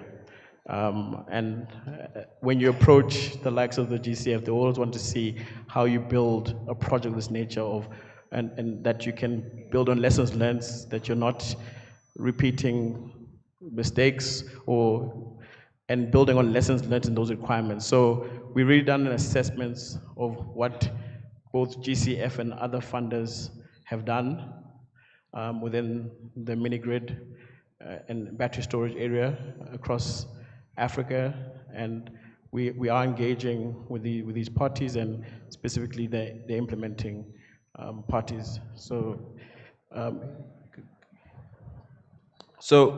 I think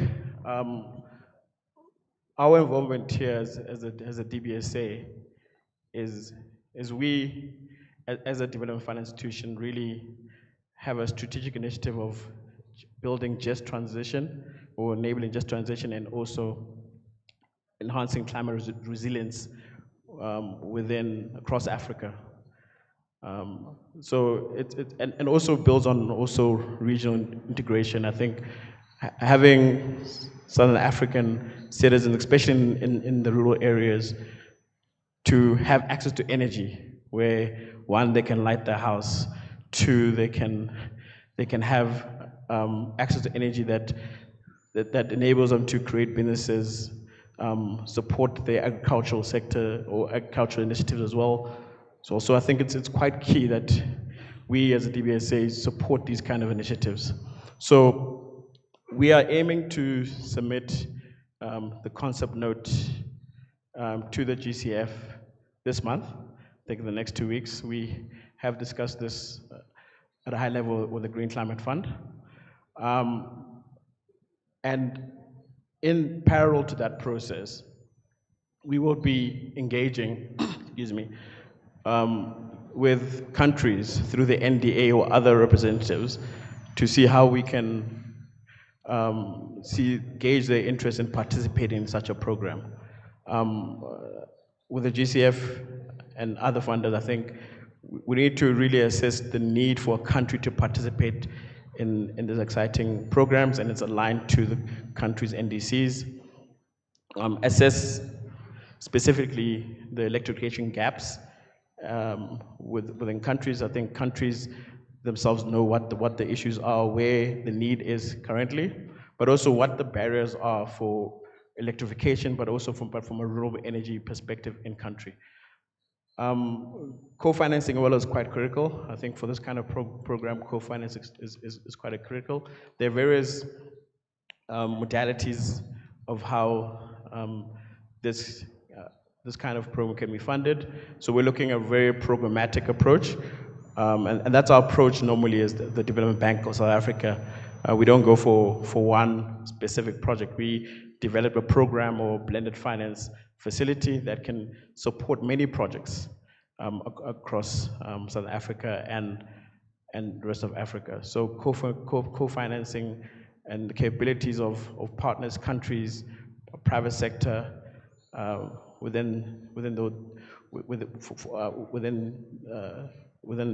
the program is quite important. But also implementation capabilities. We would need strong implementing partners as well in country, and who are aligned to the priorities of such a program. And thinking about that is also the countries can guide us about which stakeholders, such as your communities. There was talk this week about how we enhance community public-private partnerships. I think it's quite key for such a program. You need communities to own these assets so they remain operational, and they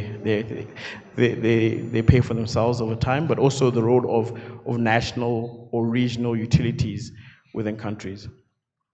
We're also looking really, I think, at this marketplace to see how we can discuss with various institutions from a co-financing perspective. As I said, we're looking, this proposal will be submitted to GCF as a concept note, and we will be looking thereafter to apply for project preparation funding for the GCF with the aim of then, with the PPF funding, to present it to a GCF board meeting for implementation funding. So co-financing at the level of the project preparation is quite critical as well. We would like to explore opportunities among stakeholders in this room if they're able to provide co-finance support in the project preparation phase, but also to gauge appetite and interest to see how they can, how you can potentially support the implementation phase. So this will be done over the next 2 years, 2 months, sorry, and to see how we can gauge. But also I think it's quite critical for us to understand and to gauge and to interact with potential developers as well, but also to identify project pipeline. I think having a robust project pipeline for mini grids and battery storage within Southern Africa, but also across the rest of Africa is quite important. As a concept, there's still some work to be done on implementation modalities, but these are informed from the stakeholder engagements we will have with country NDAs from the GCF, but also with other stakeholders. So it's really quite critical. We have a program that is implementable, especially also at this conceptual phase where we are submitting a concept note to the GCF in the next few weeks. As a partner, we've been discussing this exciting program of the mini grids program with SACRI, the SADC Center for Renewable Energy and Energy Efficiency. So they will really provide that support, that institutional capacity as well, about where we can, as a accredited entity of the GCF,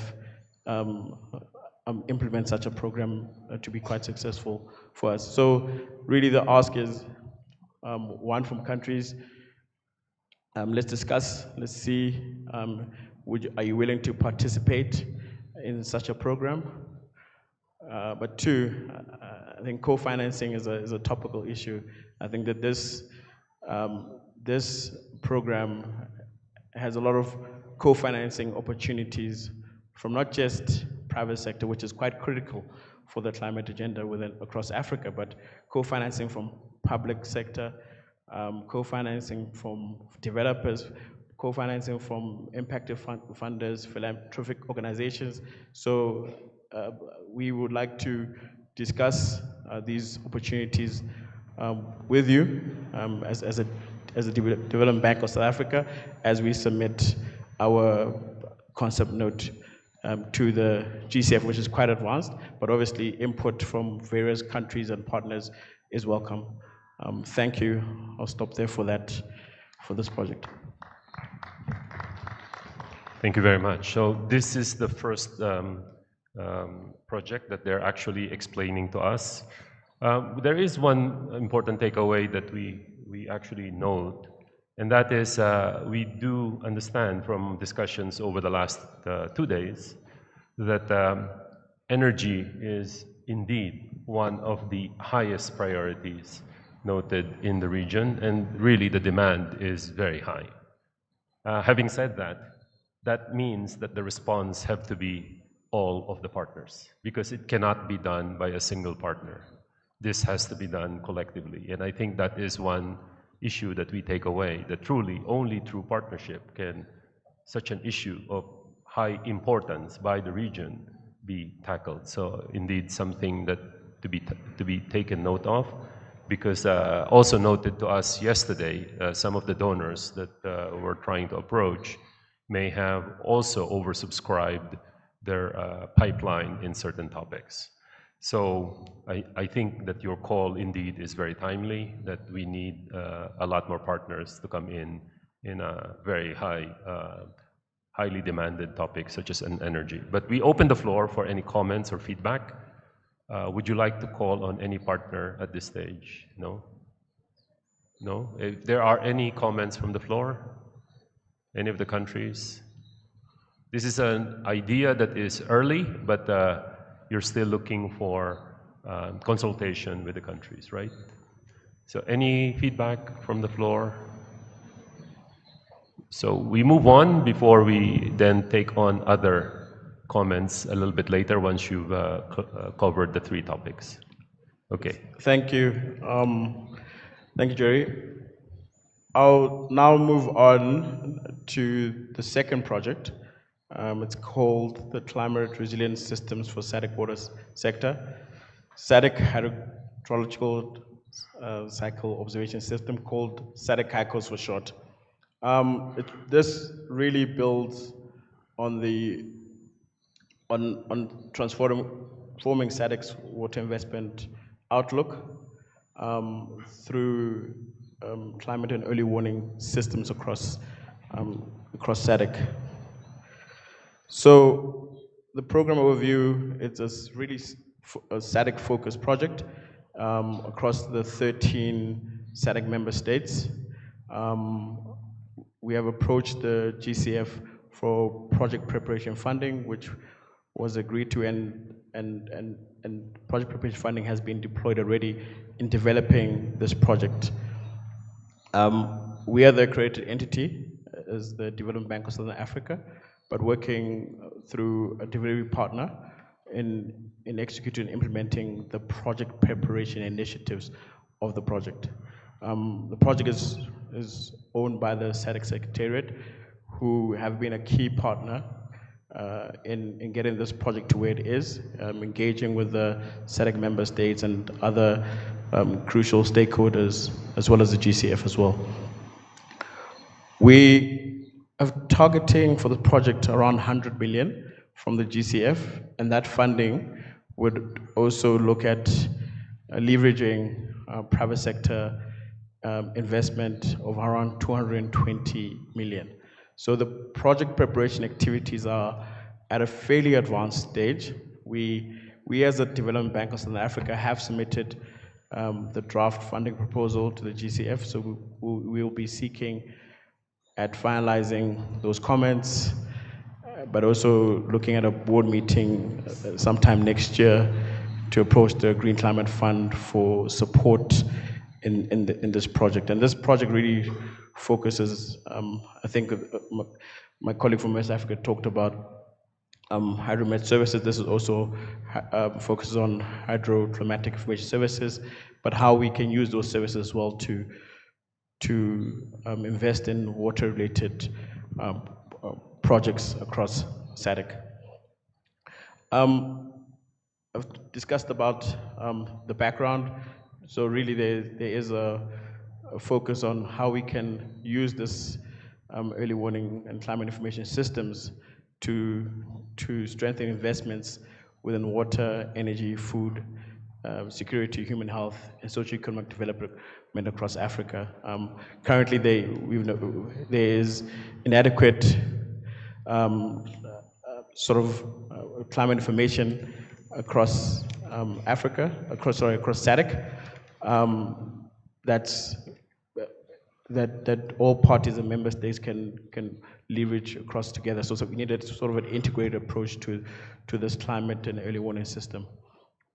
From a GCF perspective, it focuses on the 4 key results areas: the most vulnerable people and communities, health and well-being, infrastructure and built environment, but also ecosystem and ecosystem services.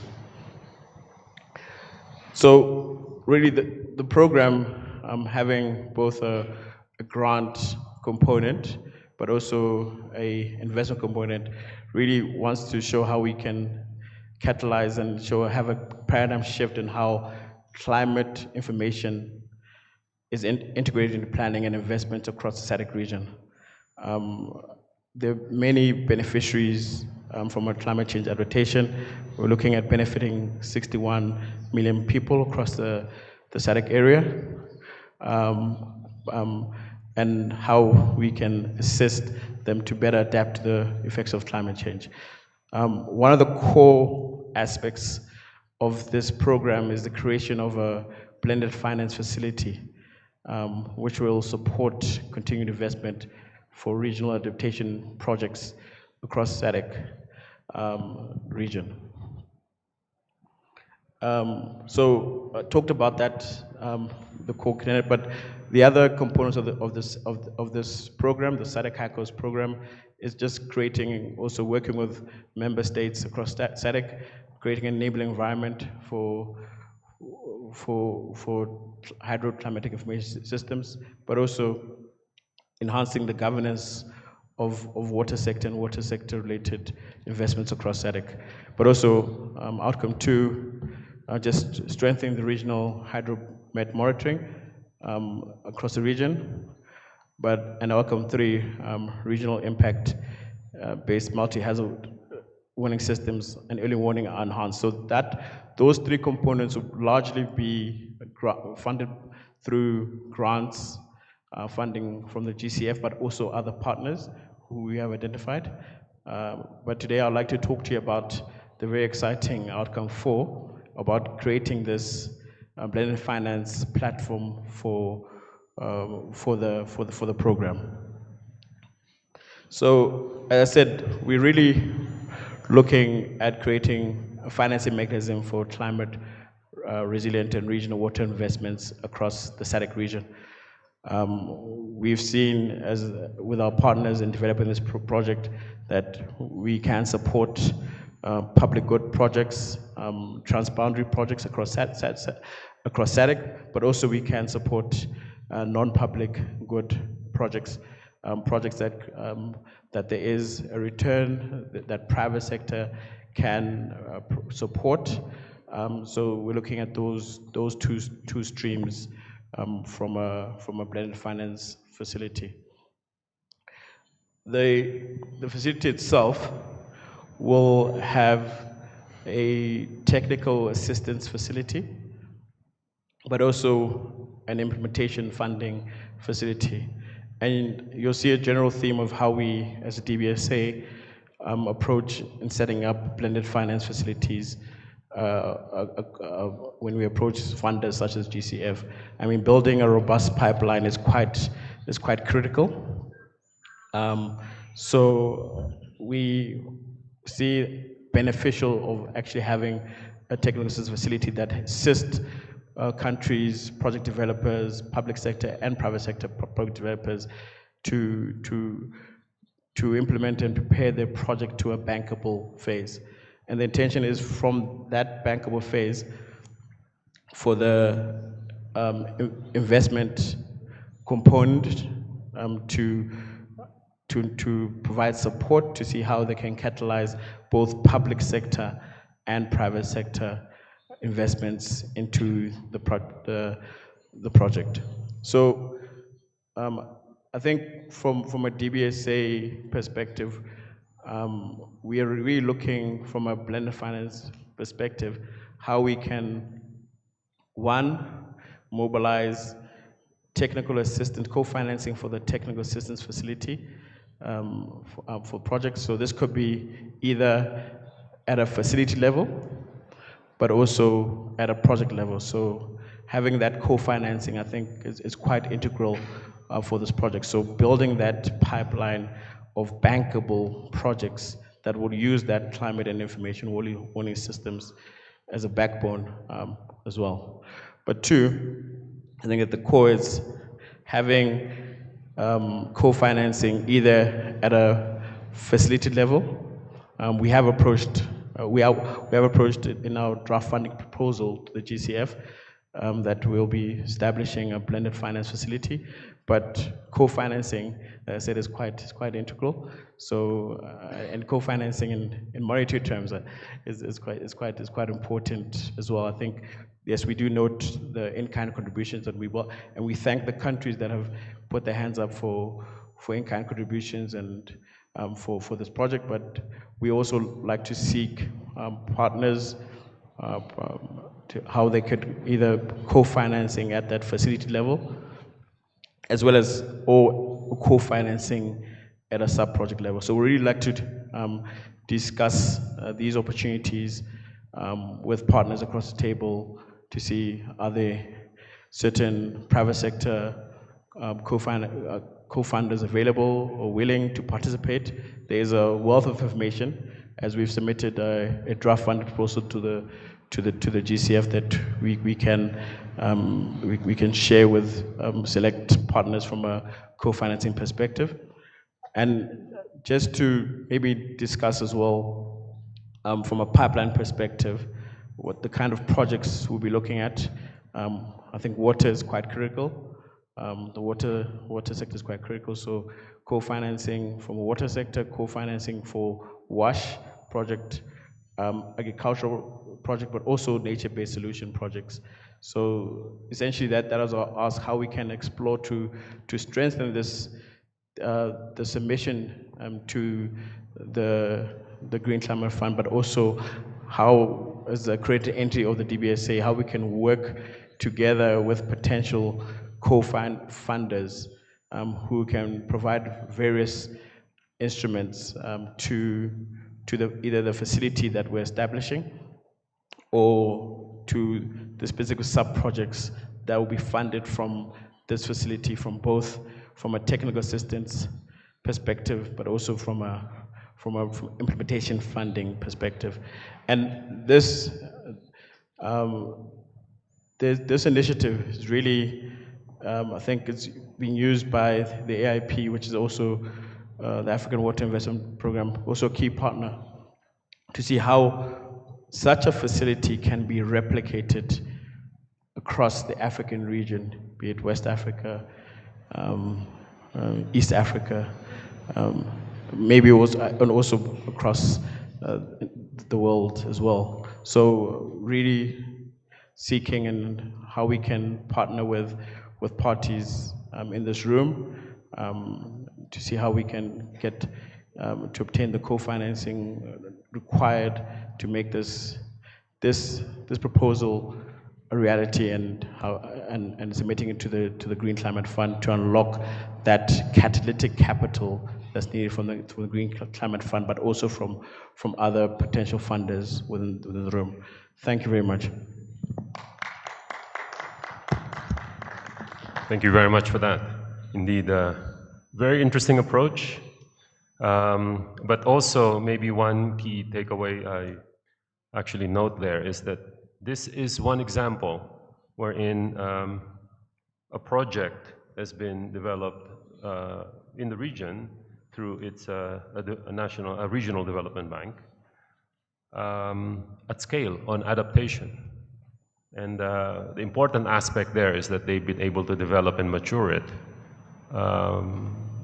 at scale on adaptation. Again, it's very, very rare to do something like this on adaptation.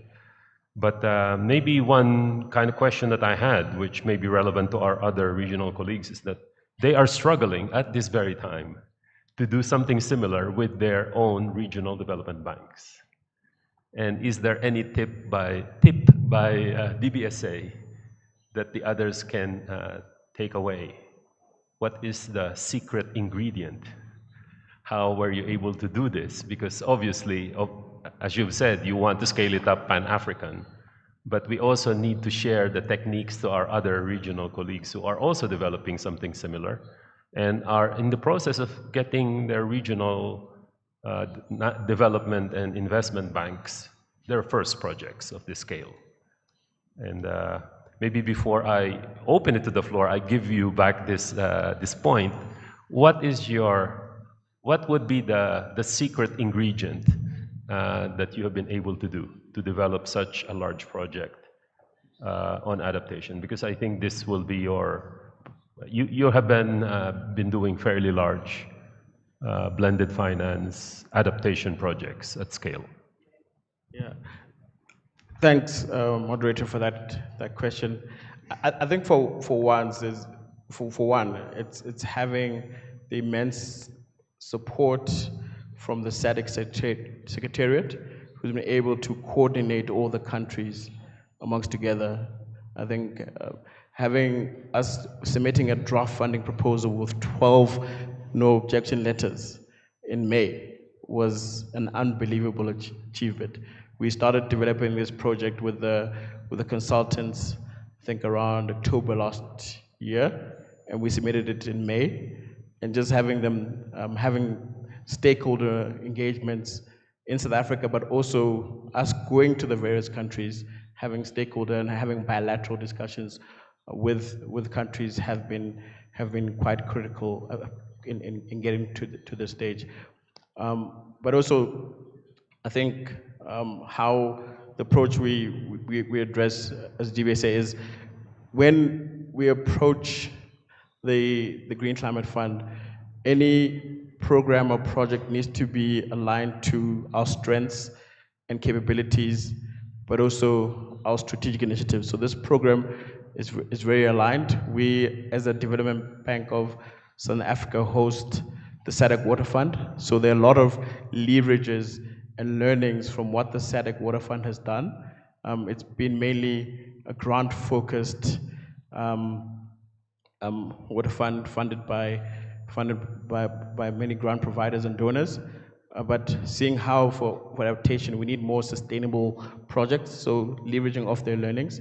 And as a DBSA, we collaborate with other DFIs across the region. We're able to meet on a bilateral basis with colleagues from East Africa and also West Africa to see how we can assist and key learnings as well on how they're setting up this kind of project. But also, I think having a thematic area from the Green Climate Fund to say we need these kind of services in Africa. Africa has been hit by severe storms, severe droughts, so climate change is real within Africa and Southern Africa specifically. So having these kind of services and how you integrate them for us as a development bank of South Africa is quite critical as well. Thank you. Yes, please. No, if I may, I just wanted to add the structure and how DBSA is structured is probably the reason why it's so efficient. Because when you look at the governance structure of the institutions, it enables as well the way you can channel resources from, let's say, the world stage to the regional stage and then to the national stage. And so that flow is also very important. And the West African Development Bank, the DBSA, and other institutions are part of a group called the IDFC.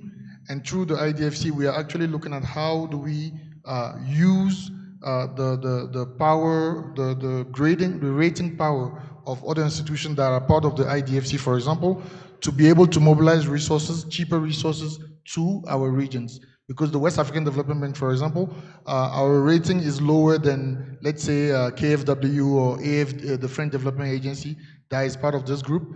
And the way we can have synergies of action where those institutions mobilize resources to the West African Development Bank and from the West African Development Bank to other national development institutions to facilitate the flow of resources in those countries. And it's very important, and I think that's one of the reasons why it's easier for the GBSA because of the structure of the governance. Thank you.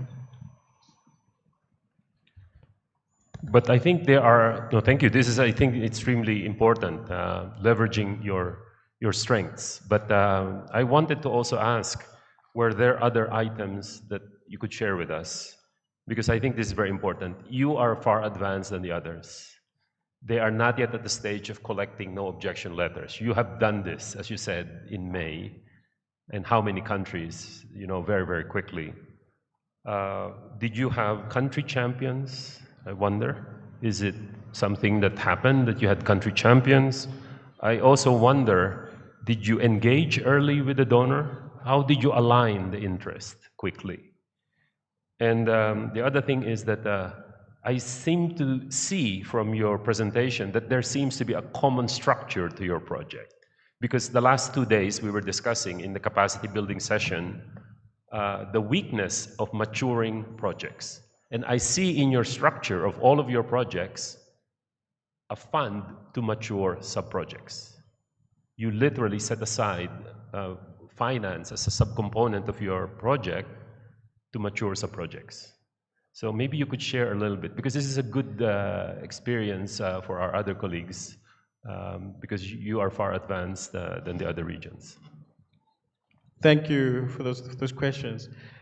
I think on the first question, the country champions, I mean, that has been the NDAs specifically, and how we can link up with the various government departments, etc., within the countries. But that has also been done through the SADC Secretariat, having that involvement of having the SADC Secretariat and SADC member states, SADC ministers, being aligned for this program has been quite critical, and us getting those no objections. As I said, stakeholder engagements, very critical, very critical. We had an inception workshop, brought NDAs and other partners to our offices in Johannesburg, just for an inception workshop. Thereafter had specific bilateral engagements with member states where there were workshops. We could discuss their specific priorities, etc. After that, come back, having another workshop with all the parties together. So stakeholder engagement process, quite critical in this process.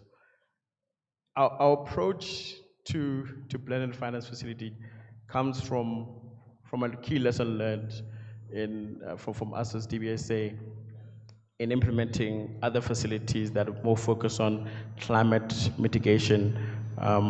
One was focused on 4 countries within Southern Africa, being South Africa, Eswatini, Lesotho, and Namibia, and really focuses on, from a DBSA perspective, smaller project sizes. So we really take a programmatic approach to accessing funding from GCF and other funders, because we see there's greater impact in funding one project through funding many projects than funding one project. So a program or blended finance facility to catalyze private sector as well is quite critical.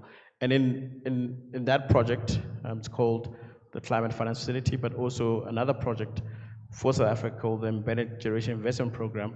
We have seen a real need that, despite you showing when you're obtaining GCF board approval that there is a robust pipeline, you still need some project preparation support to project to develop them to a bankable phase. Some of these projects that we're asking from, I think, leverages off our capabilities as a DBSA. We have been in the project preparation space since 2010, so we know how difficult project preparation can be, and how we can effectively deploy assets and prepare projects to a bankable phase. So in some instances, this TAP facility, yes, would there is a need for, especially for this program, there will be a need for pre-feasibility funding. I think we have realized there's a lack of need of pre-feasibility type funding, but also I think there's that last mile funding where you need robust financial models, you need lawyers to structure, and lenders, technical advisors. When you're approaching private sector, they have various ticks that they need to take, especially from a technical, legal, financial, environmental sector. So, and project promoters, especially if they're, one, small, they don't have the balance sheet, but two, if they're public sector, they don't have sufficient resources. Their budgeting cycles are 3 to 5 years. So having this kind of facility where you can also assist public sector project developers to enhance their projects to a bankable phase is really critical. So hence, our approach to GCF has, please, is GCF co-fund a TAF facility, but we also need to mobilize and speak and discuss with other partners who can provide co-financing at a project preparation phase as well, because co-financing, I think GCF can't do this all by itself as well. We as DBSA can co-finance if the project isn't within our infrastructure mandate and the stage of development of the project, as well if it's later. But if it's, as we realize as we develop this project, some of these projects are in the early stages of development, conceptualization. They need a lot of project preparation funding, especially that early stage.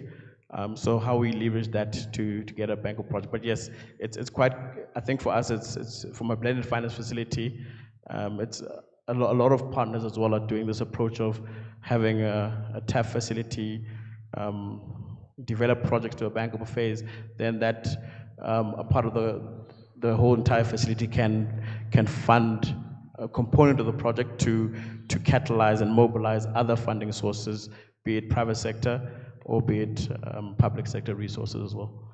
Thanks, Jerry. Thank you very much.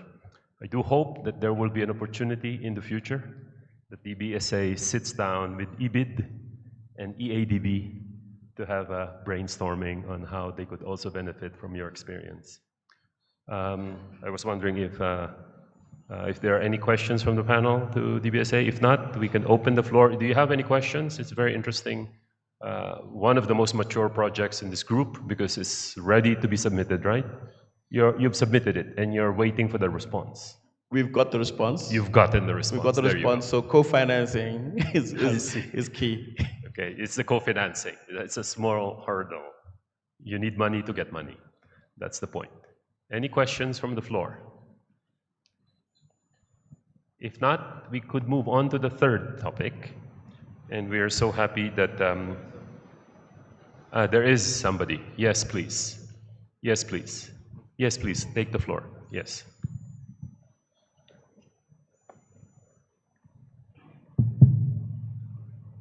Can you please introduce yourself? Yes, sir. Thank you for giving me the chance to speak. My name is Abebe from IGAD Climate Prediction and Application Center, based in Nairobi. Really, I am happy to see the engagement of regional economic blocs, be it SADC, be it ECOWAS, be it East African Community. I'm really happy that the RECs are really engaged in handling and fighting climate change. There is also a REC by the name IGAD. So IGAD, I haven't seen engagement of IGAD here, and I would like to know how the process to invite the RECs in these forums was done. That's one. The other is with the panelists, or the presenters rather. Some countries have multiple membership. Some are in SADC, at the same time, some they are both in East African Community. So how do you handle this multiple membership when project benefits comes in. Thank you very much. So we take that one first, and then we have a second question.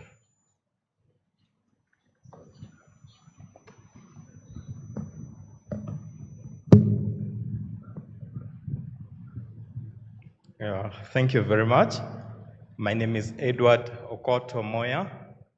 I work with the East African Development Bank as the Environmental and Social Management Specialist.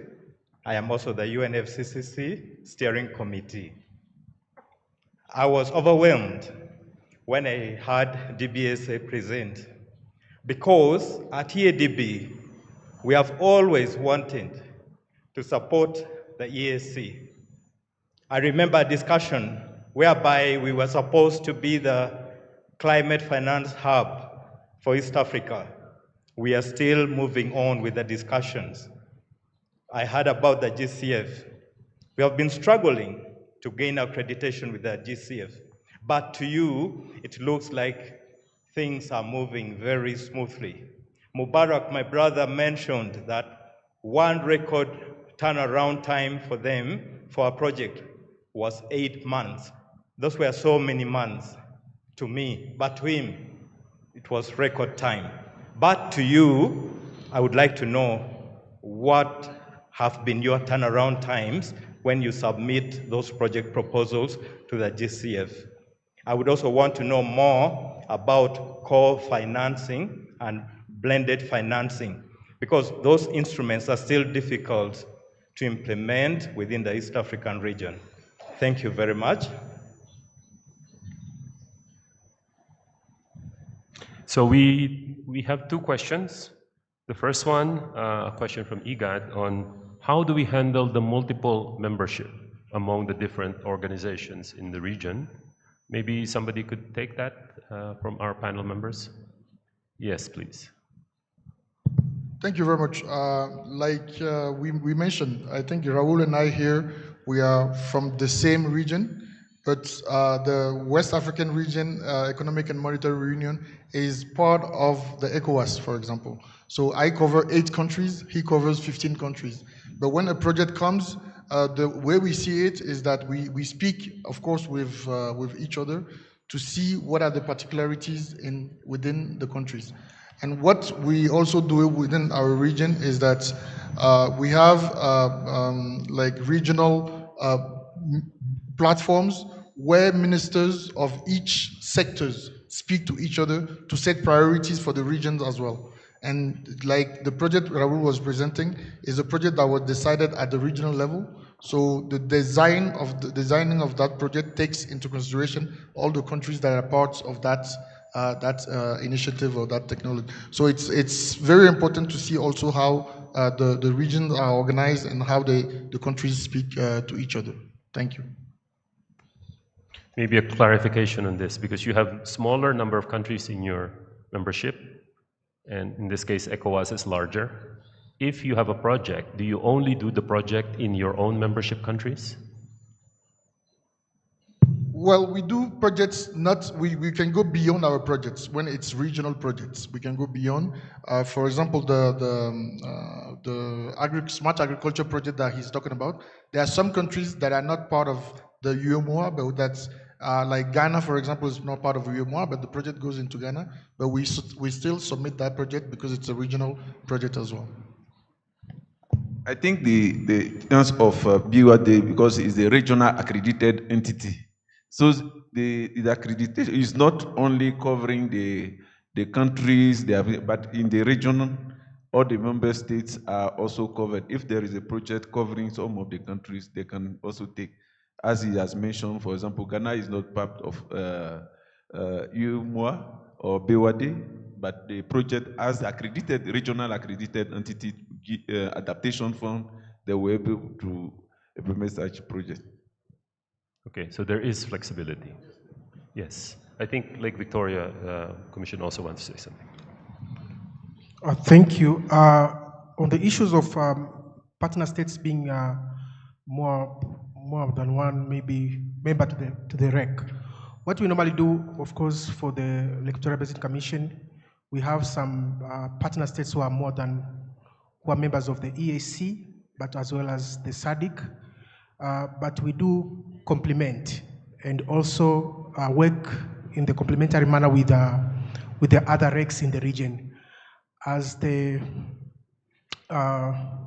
person who asked the question, he's from IGAD, and in this project that we concluded, the Adapting to Climate Change, we had ICPAC, which is under IGAD, as one of the partners in the implementation of some of the components under the project. So we really work together with other RECs to complement in the areas that we see they have extra experts, because ICPAC are specialized in terms of issues pertaining to weather predictions. So we work together to complement rather than to be going alone. Thank you.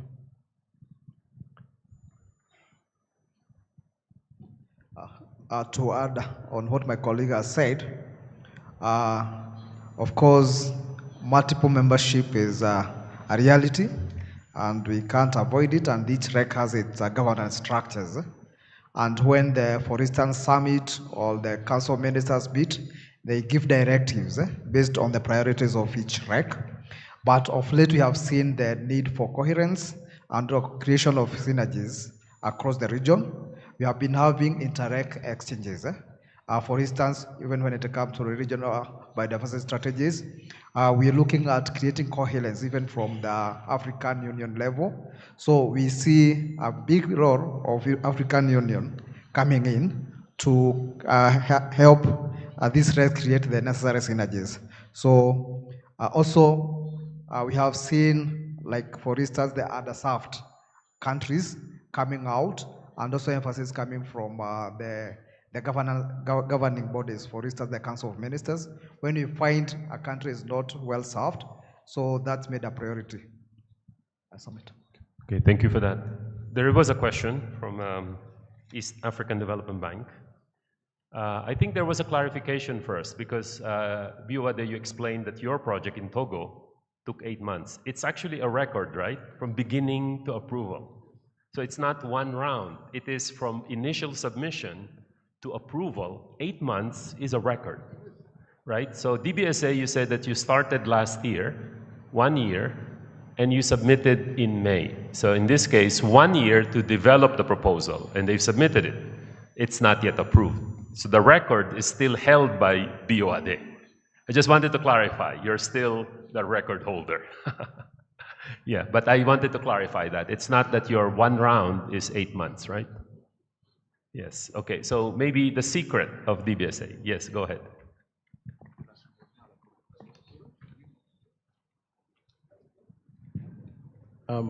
Yeah, so for this program, obviously first we had to submit a concept note.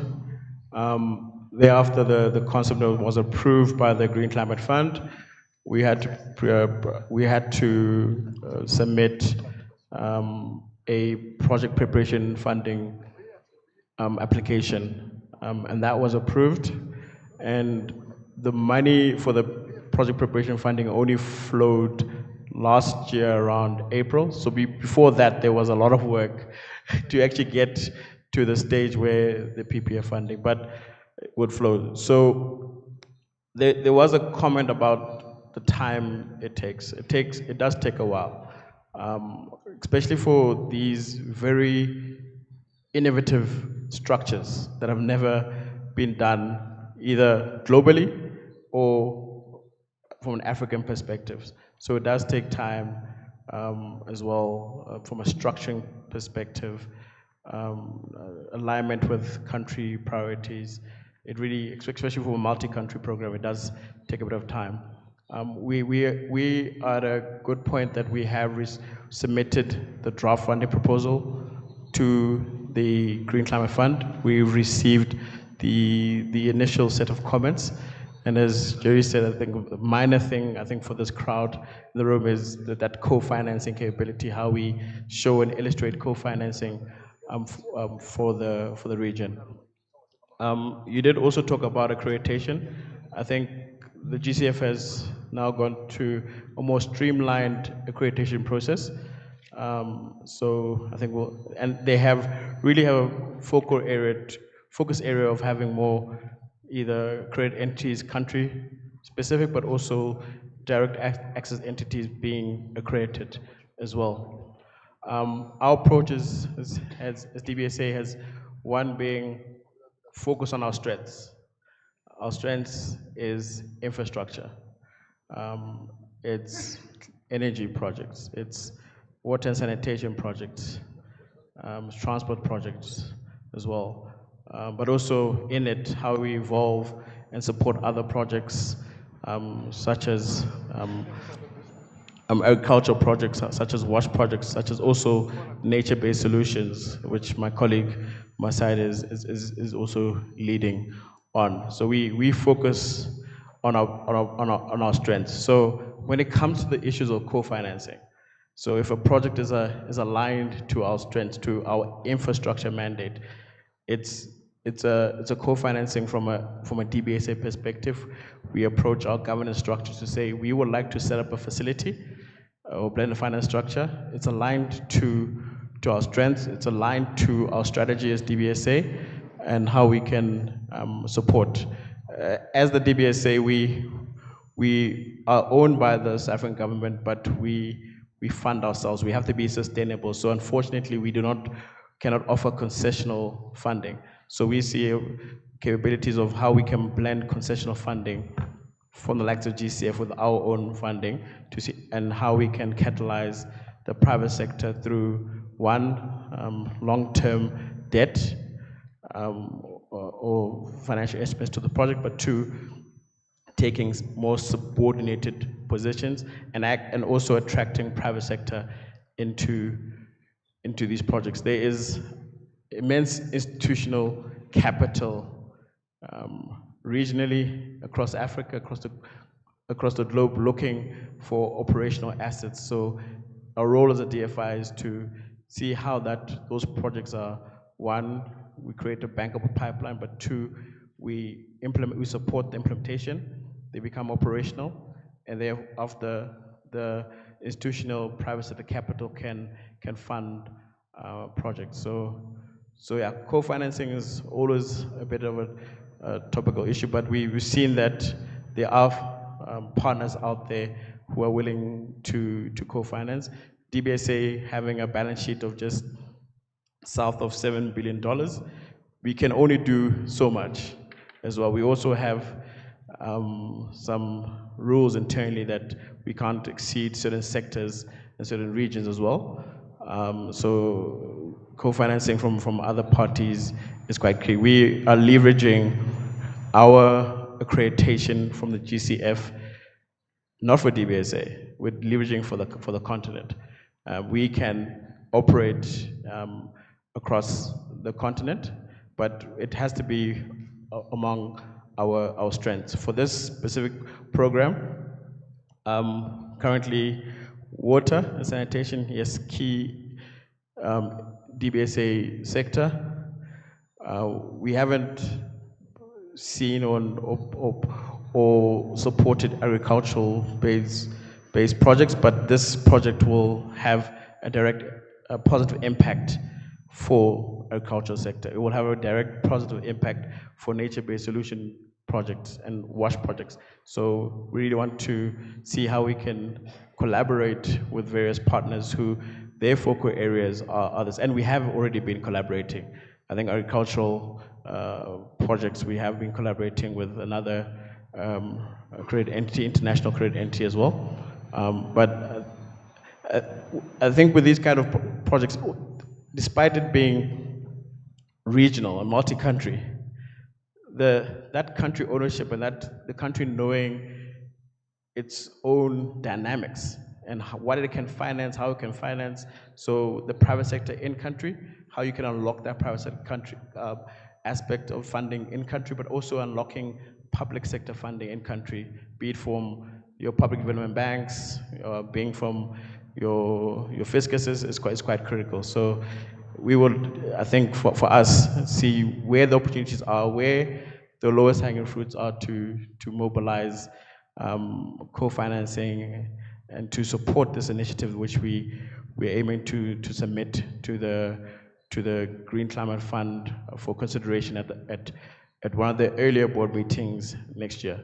So from these engagements today with potential partners, as well as I said, there's immense information on this project. So we have submitted the draft funding proposal with as many annexures we are able to share with potential partners. Thank you. Thank you very much.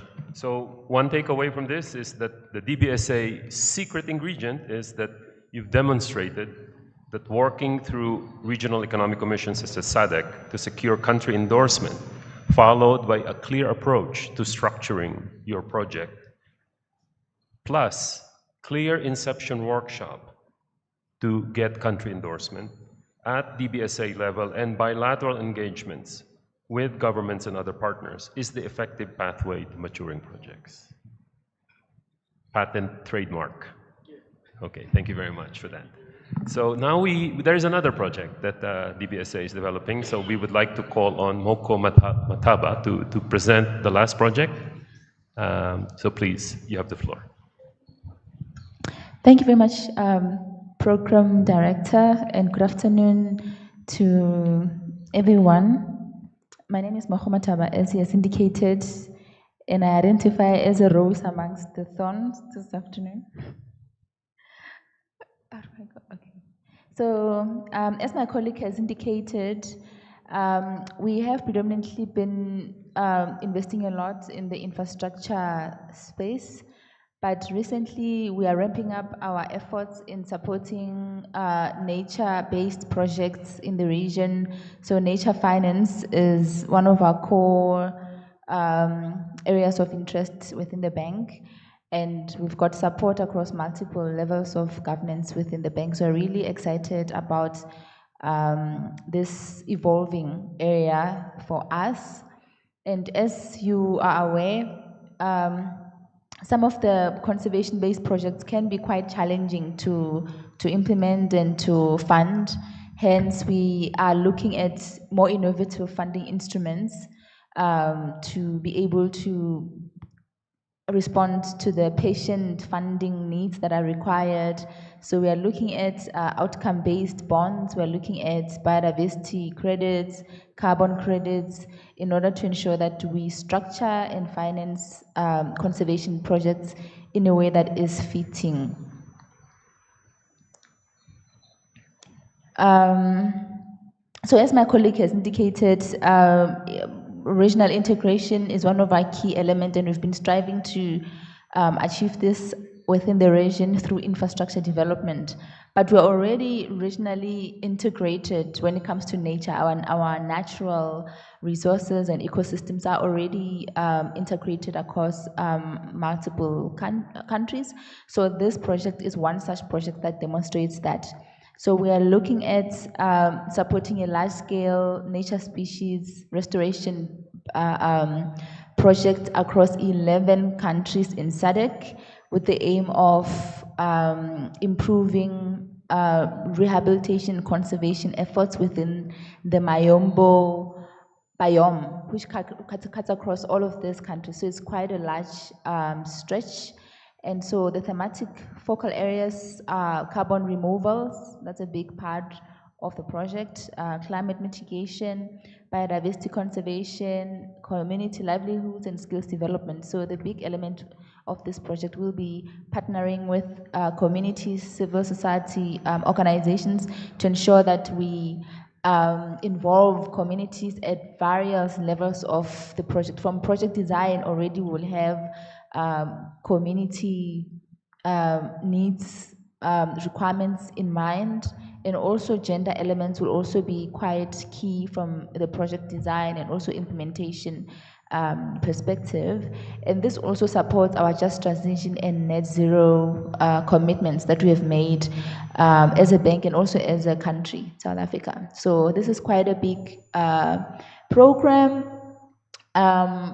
Sized at around 500 million USD, but as my colleague has indicated, this is how we typically look at projects. We want to follow a programmatic approach although we may take piecemeal approach as we implement, but the idea is to support at a much larger program level. So for this project in particular, the idea is to support all the 11 countries, but we are starting with the most advanced from a project preparation perspective, and the most advanced country is Zambia at the moment. So the focus is more on Zambia, and we are partnering with Trafigura, who are the project arranger. They are assisting us in terms of the project design and also ensuring that we've got the right partners in place from a private sector perspective and also with the countries as well.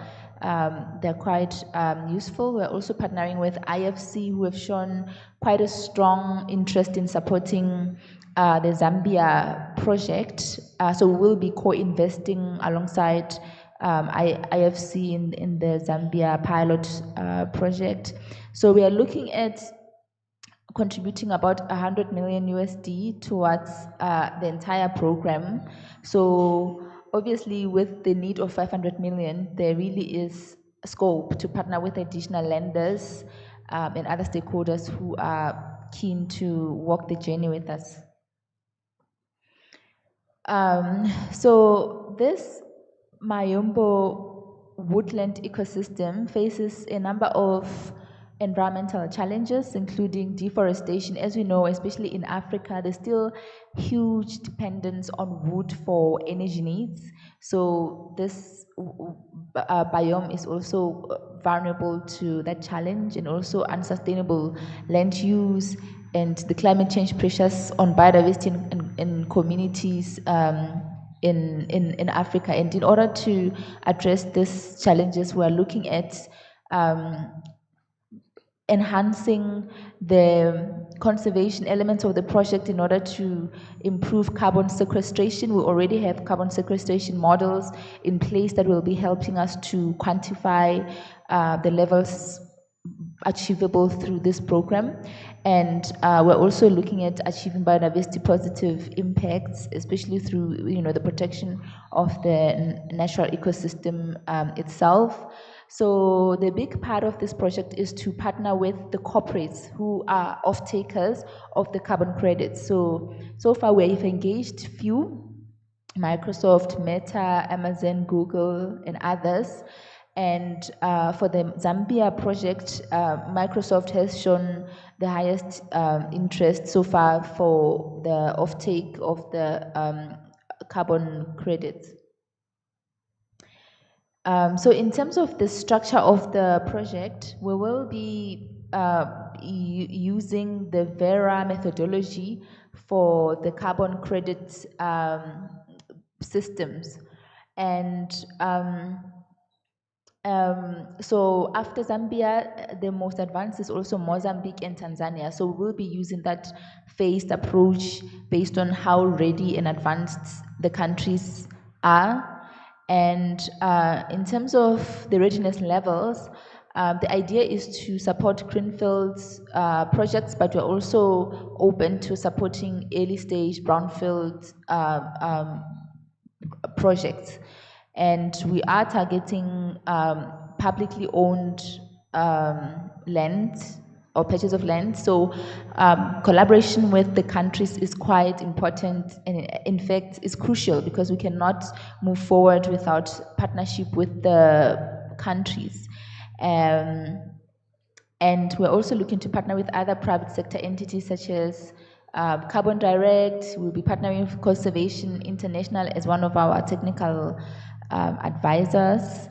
And the idea is to conclude, or at least to structure SPVs per country, in as much as it's a program that covers multiple countries, but we will be concluding, we will be designing SPV models for each countries in order to minimize the complexity that can come with a project of this size. And the idea, and I think my colleague also touched on this as well, the idea is to also look for private sector entities within the countries who will be executing entities responsible for implementing the project at the grassroots level. So partnership with local operators is quite key for this project as well. So some of the key barriers that we have experienced and that we also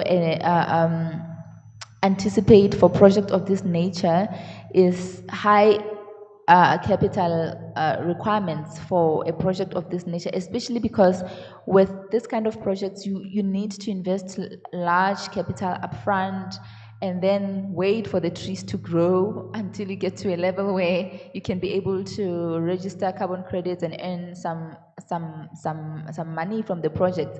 Therefore, patient funding is really critical. And when it comes to the structuring perspective, that's also quite critical. We need project preparation grants. We need grants from the different climate funds, such as the GEF, such as Adaptation Fund, in order to make this project bankable. And another challenge is that the carbon removals market is still quite nascent within the carbon market industry as a whole. When it comes to carbon removals, it's still quite young. There's still a lot of unknowns. The risks are high. So but we're up for the challenge. Hence, we need to partner as much as possible in order to share on the risks. And coordination challenges can also be quite prevalent. My colleague did indicate that our partnership with the SADC Secretariat has been quite helpful from a coordination perspective, especially when you are working with this large number of countries. So we do envisage the role for the SADC Secretariat in this particular project as well. And another key element is ensuring that we involve communities, as I indicated earlier, in order to avoid pushback or risk of aversion by the communities within these regions where the biome is located. So the key interventions that we seek from the floor is mainly governments, partnerships with the governments. As indicated, this is quite key. We need land within the countries, especially where this biome is located, and also when it comes to the establishment of the special purpose vehicles that will be registered within the countries, we will need the support of the countries. And from a private sector perspective, we need to partner in order for the offtake agreements to be concluded. So I've already highlighted a few that we have engaged, but there's scope, a large scope for more private sector entities to partner with us and to offtake some of the credits that will be earned across the region. Community is also key, and also from a financing perspective, there is a need to partner. And we're quite flexible, as my colleague has highlighted. From a financial product perspective, we've got quite a myriad of products that we can utilize. We extend grants, we extend equity finance, guarantees, junior debt, senior debt, and as I highlighted earlier, we are also exploring bonds, conservation bonds, carbon credits as well. So we are quite flexible from a structuring perspective, and we are willing to partner with willing lenders. So far, activities that have been undertaken, many of you may be aware that the Mayombo Restoration Alliance was launched at the Climate Week in New York last year.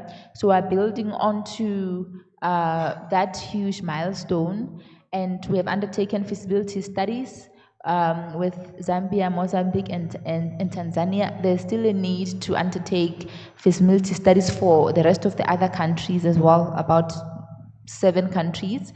And we are in the fundraising phase right now, which is currently led by Trafigura.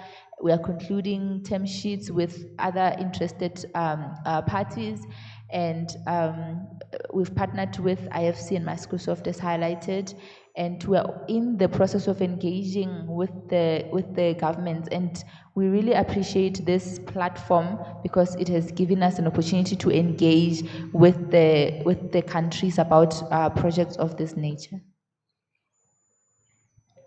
So the next steps are to continue with the due diligence process that has already started actually, and internally within DBSA we have been given a go-ahead by our credit committees to explore this opportunity. So we have an approval to really take on this opportunity. So now the idea is to undertake due diligence activities, which include desktop research, site visits, fundraising, stakeholder interviews, and we are right in the middle of that. And the idea is also to hopefully reach financial close for the Zambia pilot early next year for the funding requirement of about 50 million USD, which we are taking up with IFC, but there's still an opportunity to partner with other lenders as well. And we'll be very keen to explore further and to discuss further with other lenders in the room who are interested in this opportunity. And within the range of 2026 and 2028, we'll be looking to scale up, roping in other countries as well that form part of this program. Yeah, I will pause there. I think that's the end of my presentation. Thank you, colleagues. Thank you for that. Indeed, the best was saved for last. I think that was fantastic, that project. And you do a lot of things that actually we never even think about. And in this case, you're trying to do this work on forest at one jurisdictional scale, which is very, very difficult. But that's the scale that actually produces a lot of impact. You're doing restoration, which is also needed, but also very expensive. It can produce a lot of co-benefits, I think. There's potential to do a lot of co-benefits. And there's usually limited funds for action like this. There is a lot of interest for buying credits, but none for actually investing in action. And you are showing us one way to actually mix both. There is a lot of interest for other regions to actually do this. And some other regions are probably more advanced. Not saying that this region is left behind, but I think what you're showing is that there is potential to advance really innovatively the work in this region. But finally, you touched on something very important. There's a lot of interest from the private sector. So I really think that what you're proposing here is so innovative. It's, I hope you succeed, and I do see that you already have partners, but maybe you could just tell us, what is the ask to the audience? What would you need? Because we need you to succeed. This one, of all the projects, need to succeed, and you ask from the audience. Thank you very much for the question. Two key things we need. The first one is collaboration and the support from the countries, because this project cannot go ahead without endorsement by the countries. So that is crucial. And then secondly is co-financing. I think my colleague also emphasized this part, that this is quite crucial, in as much as we are providing co-financing towards the entire program, and we have also engaged other lenders such as IFC, the World Bank, who will be co-lending alongside us. But the capital staking is quite important in order to de-risk this project. We need grants for project preparation activities. We need adaptation fund to walk the journey with us and to provide the funding for the early stage initiatives. We need, I mean, the GCF has got the readiness grant that could come in quite handy for this program, especially for the countries where we have not undertaken feasibility studies. We also are looking at the GEF, the Global Environment Facility, in particular the Global Biodiversity Framework Fund. Most of the countries in the SADC region, they still have unused funds allocated through the Global Biodiversity Framework Fund, and we are keen to partner with them to help with the preparation of the concept notes to ensure that we mobilize those funds and we support natural resources within their countries. So I think those are key elements. And then the third most important element is also just community buy-in, but I think with government supporting, it will be easier to also engage communities to form part of the project and for them to support us. Thank you. Thank you. So truly innovative. Thank you very much for that. We open the floor for any questions to this. Not sure if we could also open the floor in totality on comments related to DBSA projects.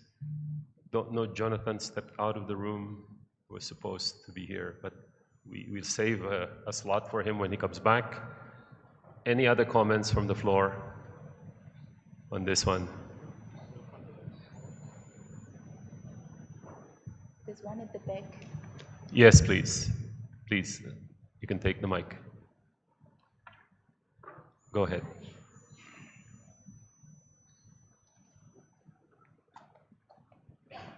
Kindly introduce yourself. Thank you. Thank you. I had a question about the other DBSA project. Yes, go ahead. Okay. Yeah, first of all, thank you. You Can you please speak closer to the mic? Like this? Yeah. Thank you all panelists for the pitches. I think they were very inspiring and excellent in their setup. My name is Tjeerd Driessen. I'm working for Haskoning, an international consultancy and engineering company. I'm responsible for the climate resilience market in Africa. And referring to the SADC project that was introduced by the gentleman from DBSA, it reminded me of a project that I actually did for Southern Africa as well. Similar to the project that was introduced by the West Africa panelist, a stock-taking exercise of all the gaps, needs, and challenges in the region. And in this project, for Southern Africa, in collaboration with the SADC Secretariat, we invested, or we did a stock-taking with all the hydrological and meteorological services, as well as the disaster management agencies, and then came up with an investment plan. And I believe that document, that study is also part of the basis of your project, I believe. I was wondering, in terms of the investments, you were looking at $100 million US dollar investment from GCF, and then also part private sector finance that you're looking for. One question is, do you already have the interested private sector finances available? And in relation to that, in our study, we also looked at public-private engagement models, so kind of commercializing hydromet services like the West Africa panelists also introduced. Is this component also considered in your proposal? Yeah, those are the two questions, actually. Thank you. Thank you. So would like to take this? Anybody from DBSA? Yeah. Thank you for your questions. On the first question regarding private sector, etc. So ordinarily for projects and programs, we would take what you call a bottom to top approach, i.e. there are projects at various stages of development. They require implementation funding, and from there we would structure a facility and showing the likes of various partners and private sector a robust pipeline of projects that can be supported by such a blended finance facility. With this approach, we took a more, based on the the SADC AAP and the project pipeline there. As you know, there are many projects there. Most are conceptual. We had to take a very top-down approach to say, from this, we would be able to leverage X amount of private sector capital. As you saw there, we calculated through an economic model around $220 million to be leveraged by the private sector. But it's through engagements like this that possibly there are various sub-projects in the agricultural sector that's been led by private sector.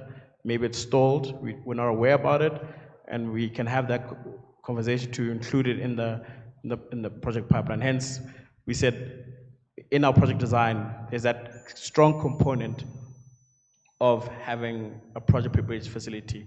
How we take those projects that have been conceptualized majority by the public sector, by government, to a bankable phase. But we would, through this blended finance facility, want to really work extensively with private sector. Public sector has a huge role within the sectors we're looking at, but we have to leverage off the power of private sector capital, but also the private sector developing these projects, owning these projects, operating this project, but for the benefit of the community. On your second question, I think the answer is yes. We have thought about that public and private sector engagement model. It does need a bit more, I think, granularity of actually how it's done. So I think we should have a conversation, maybe have some ideas of how we can, but the way we structured the facility as it is, have a public good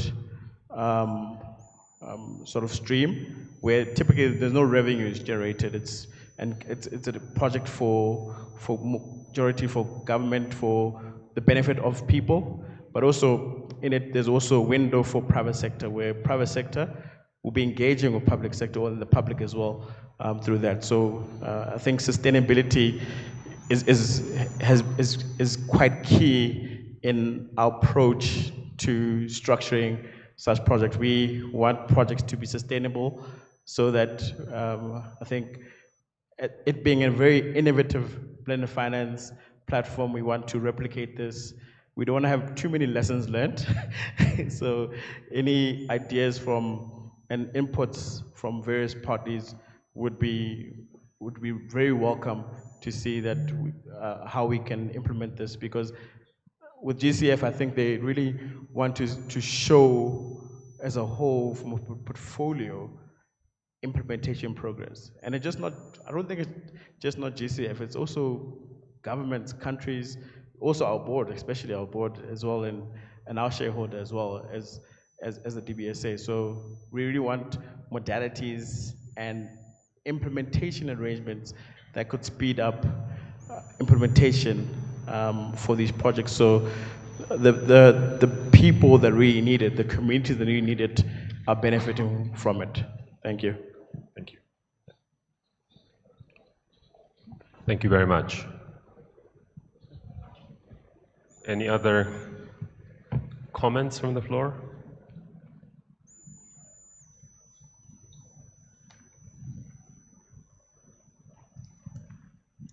So I think it would be a good opportunity to ask our panel members if you have any points to raise before we close the session.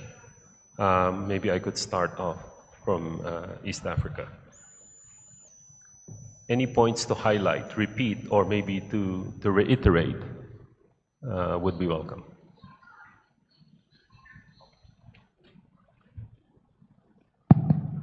Okay, thank you, moderator. In terms of closing remarks, I can observe that RECs have become pivotal in implementation of transboundary initiatives, and therefore partnership, especially with accredited entities, is really necessary, which they can help in terms of project formulation, also application for funds from the funding mechanisms, and in EAC, we really welcome that collaboration. Our contacts are going to be shared, and we hope if we can do this a few years down the line, we should be reporting impact within our regions. I see numerous opportunities for us to share experience, especially from the South African side. The Development Bank of South Africa have shared a number of experiences that we can learn from, and we see a major role of regional development banks, and we are going to work very closely with the East African Development Bank so that we can move forward in advancing climate action within the EAC region. Also, I see accreditation of the regional economic communities is overdue. So if REX can be facilitating and fast tracking that, that would be really welcome. Thank you so much. Thank you very much. Yes, please. Yeah. Yeah, thank you.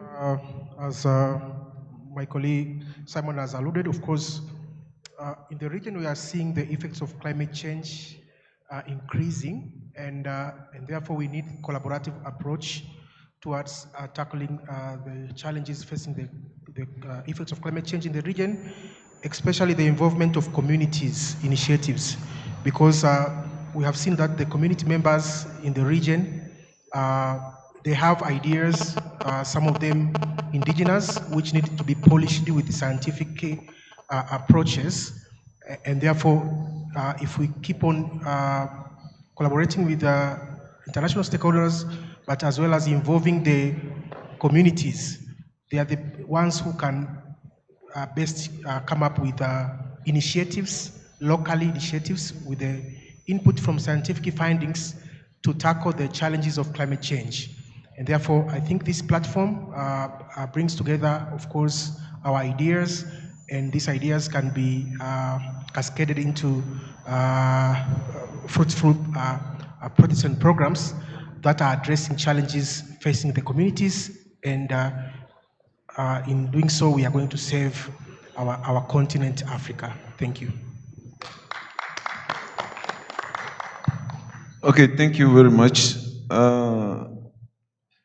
I think this session gave us a great opportunity for us to share experience, and also, as this process started some years back, for us to share the outcome and also the progress to the partners who are here in this room. And I'd like also to thank the UNFCCC Secretariat for the support.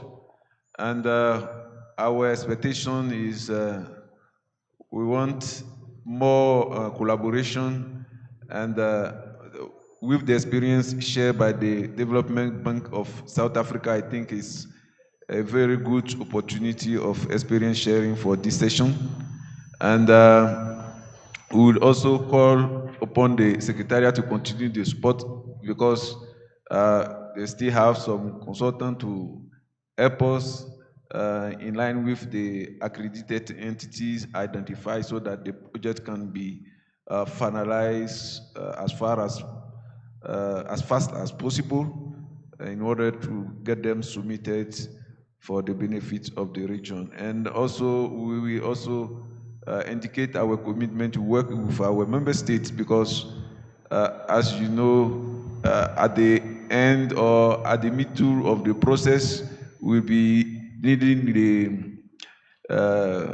non-objection letter from the countries. That's why at the early stage, we start the process with them to get them involved. So at the stage where we'll be needing the non-objection letter, they will be all involved and know what we are talking about.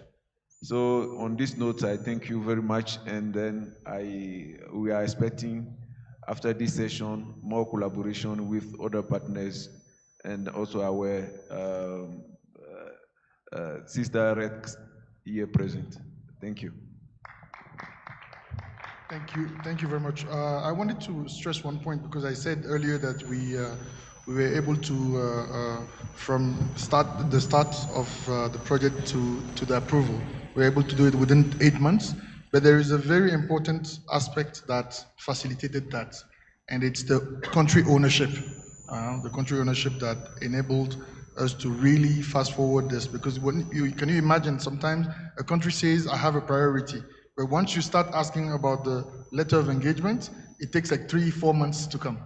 And in this case, with the example of Togo, we even had the president of Togo that had a trip to GCF, went to GCF and told them that this was a priority for them and it was important. So after that, getting all the letters in the country when the GCF was present, when the GCF actually also traveled to Lomé, sat down with all the teams, all the stakeholders, and we designed the project, we developed the project in the room. And within 1 month, we had all these letters, we had all the concept notes, back and forth, discussed with GCF and all the stakeholders. So it's very important that also when the country says it's our priority, they show it when giving the authorization, when giving the documents, and then we as intermediaries, we don't have to chase them to get those documents. That's a very important element that I wanted to underline. Thank you. Okay, my takeaway contribution is around our financial infrastructure. I mean, our financial architecture. It can be quite rigid to a point where it becomes very difficult to use conventional financial products to support nature-based projects or conservation projects because, for example, the loans are designed to support projects where we can predict the financial flows that will be coming over a period of time. So you need to be able to do predictions very accurately in order for you to be able to extend loans. And this does not really work for conservation projects or nature-based projects because you need patient funding, you need flexibility, you need to be able to work with the way nature responds, right? So it is then important for, especially as financial institutions, to innovate. We need to move out of the normal way of doing business. We need to venture out into the unknown. We need to explore new financial products. We need to pilot things that we've never done before. Somebody has to do it. We need to learn by doing. And for us to be able to do this, we need the support from the climate funds, such as GCF, Adaptation Fund, and GEF, to give us concessional facilities, to give us grants, and to also give us room to innovate in order to test new products that are suitable for nature-based projects or conservation projects. So this is a plea for more support to our climate funds because they have a critical role to play in order for us to be able to protect our environment and to heal our environment. Thank you. Thank you. Thank you for this, for being able to participate on this panel today. I think I would like to echo that aspect of country ownership and linking that country ownership with countries being able to unlock local capital, be it public sector capital and private sector capital. There has been talk this past week on country platforms. I think countries would really think about how we can leverage country-specific platforms that can support these various cross-cutting priorities for countries, but also for the region as well. So I think for us, DBSA, and for me specifically, would be how we can work with countries to really unlocking their local capital potential to support projects, because if capital in country is unlocked, it directly linked to economic development in that country as well, but also you're also solving for the climate agenda. So climate impact potential, economic development goals, etc. So I think for me is working how we can closely work with responsive countries who really prioritize these projects. As my colleague talked about, just possibly having liaison officers in country who are the ones who also liaise with Ministry of Environment, with Ministry of Finance, with community stakeholders, etc. It would really help a lot to unlocking capital from the likes, from all these climate funds. But also, just to end off, I don't think these climate funds can do it all by themselves. We need, as countries, as other funders, be it public sector, private sector, impact investors, philanthropies, in developing robust financial instruments to actually implement these projects. Thank you.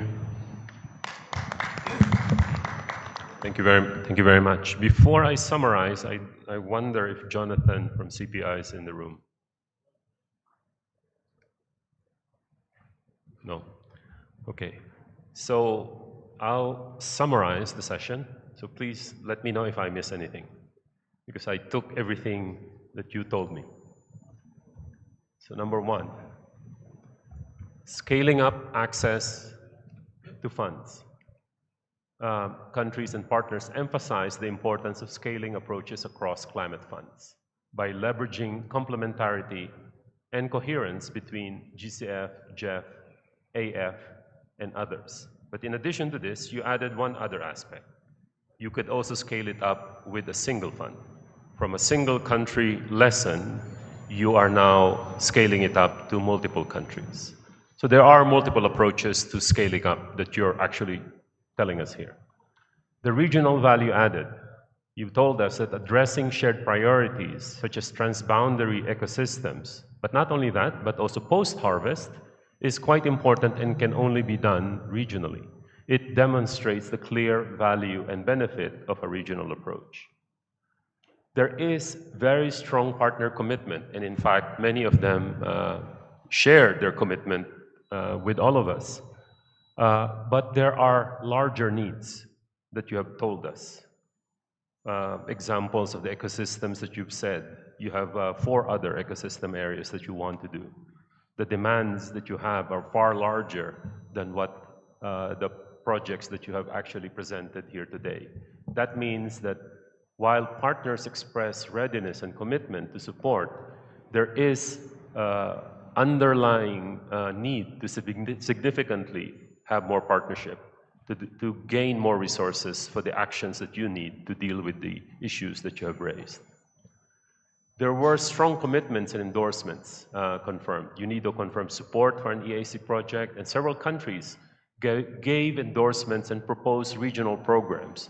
Countries also called for additional support for the projects that were presented today. Momentum for co-creation and co-investment. Countries voiced strong support and called on partners to join in co-creating, co-developing, and co-investing in programs moving forward, because most of these projects are in different stages of development. There is very much a lot of innovation happening in the region. Readiness is being leveraged for investment. In the past, readiness are only done to develop capacity, but in your case, you're using readiness to develop investment. So there is progress examples shown on how readiness support can be used to shape investment, developing and maturing investment ideas towards viability. In addition to that, you have shown that readiness can be done regionally to fill particular gaps, in this case, developing and maturing proposals. Building institutional capacity.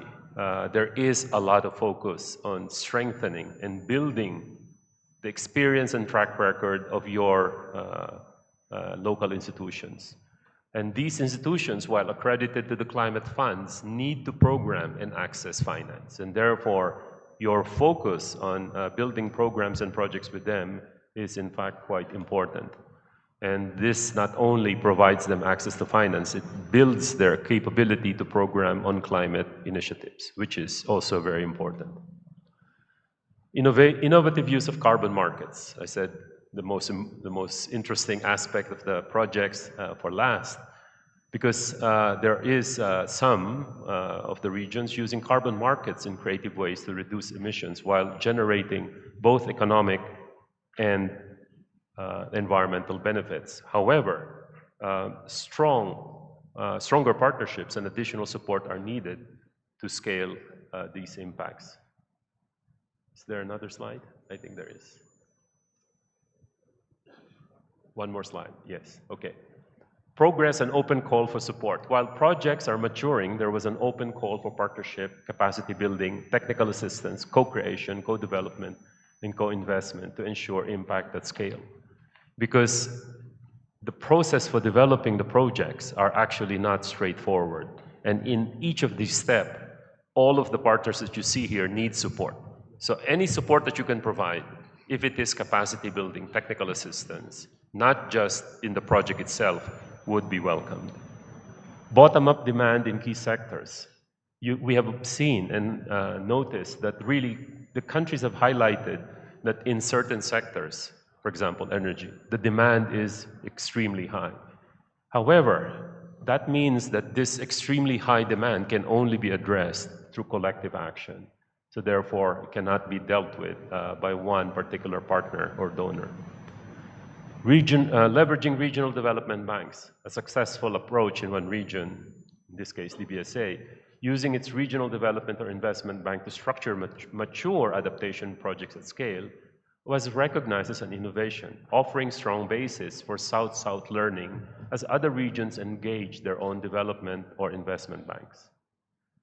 Linked to this, the DBSA's secret ingredient approach, which now is public, demonstrated that working through the regs, such as SADC, to secure country endorsements, followed by a clear approach to mature projects, and followed by clear inception workshops at the bank and bilateral engagement with governments, is an effective pathway to maturing projects.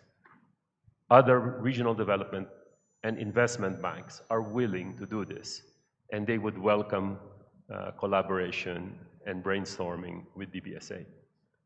Alignment with global goals.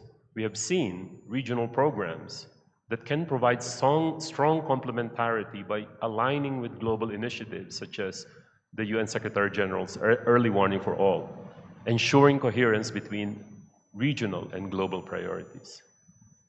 The Miombo Corridor Projects is an initiative that has several concrete asks: collaboration and endorsement from all corridor countries, co-financing with IFC and others for in-country SPVs, adaptation fund support at the early stage with potential for scaling, feasibility studies requiring funding, carbon offset offtake agreements, and crucially strong buy-in from both communities and governments. We drafted this before we were able to capture some of the things that you also noted, so I'm going to read some of them that we were not able to write there. You also noted that the role of the regional economic commissions in climate action is growing, and you welcome collaboration among yourselves and with other partners to build your capacity and capability to maximize climate impact moving forward. And I think this is a very positive development. Finally, I think most of you noted and all agreed, country ownership is central in accelerating and improving access to climate finance. Ensuring that this is front and center in future engagement will be an important aspect to consider.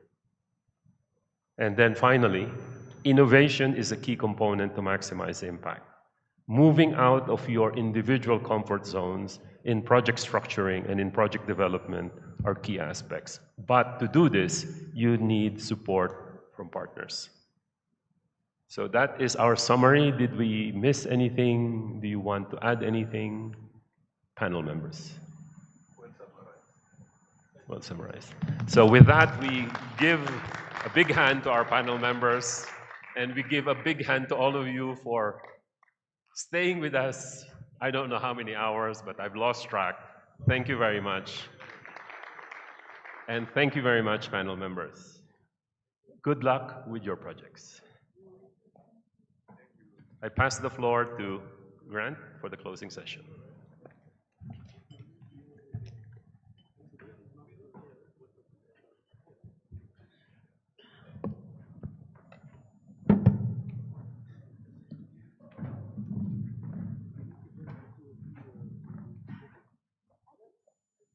Okay, so we're well choreographed, as you can see. Thanks, Jerry, for the long and great session, and thanks, colleagues.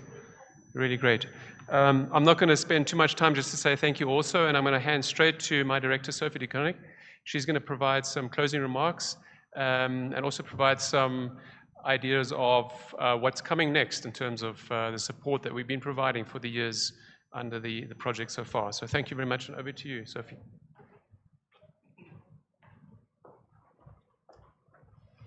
Thank you, Grant. Thank you all for staying with us all afternoon.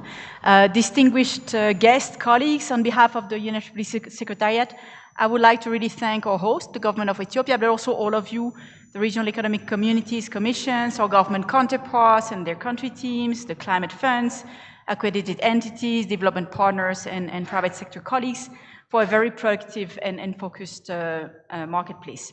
There are a few elements we have seen or heard about which I would like to emphasize, and perhaps that will complement what we just heard. Ownership and coherence, they allow IDs to move to implementation faster. We've heard about these 6 cross-border programs that were presented with clear links to national and regional priorities, and that's really essential. Related to this, starting with the end in mind, allows long-term transformation and impact. We heard about projects which were designed now to be scaled up by countries, and that includes consideration for the enabling environment as well as delivery through country systems, through the domestic markets, and also through country actors. We heard about the multi-country or regional dimension, and really it adds value. The REX will help maintain the link among the countries and the partners, and also the cross-border dimension and the efficiencies as well as the peer learning. So that's really important.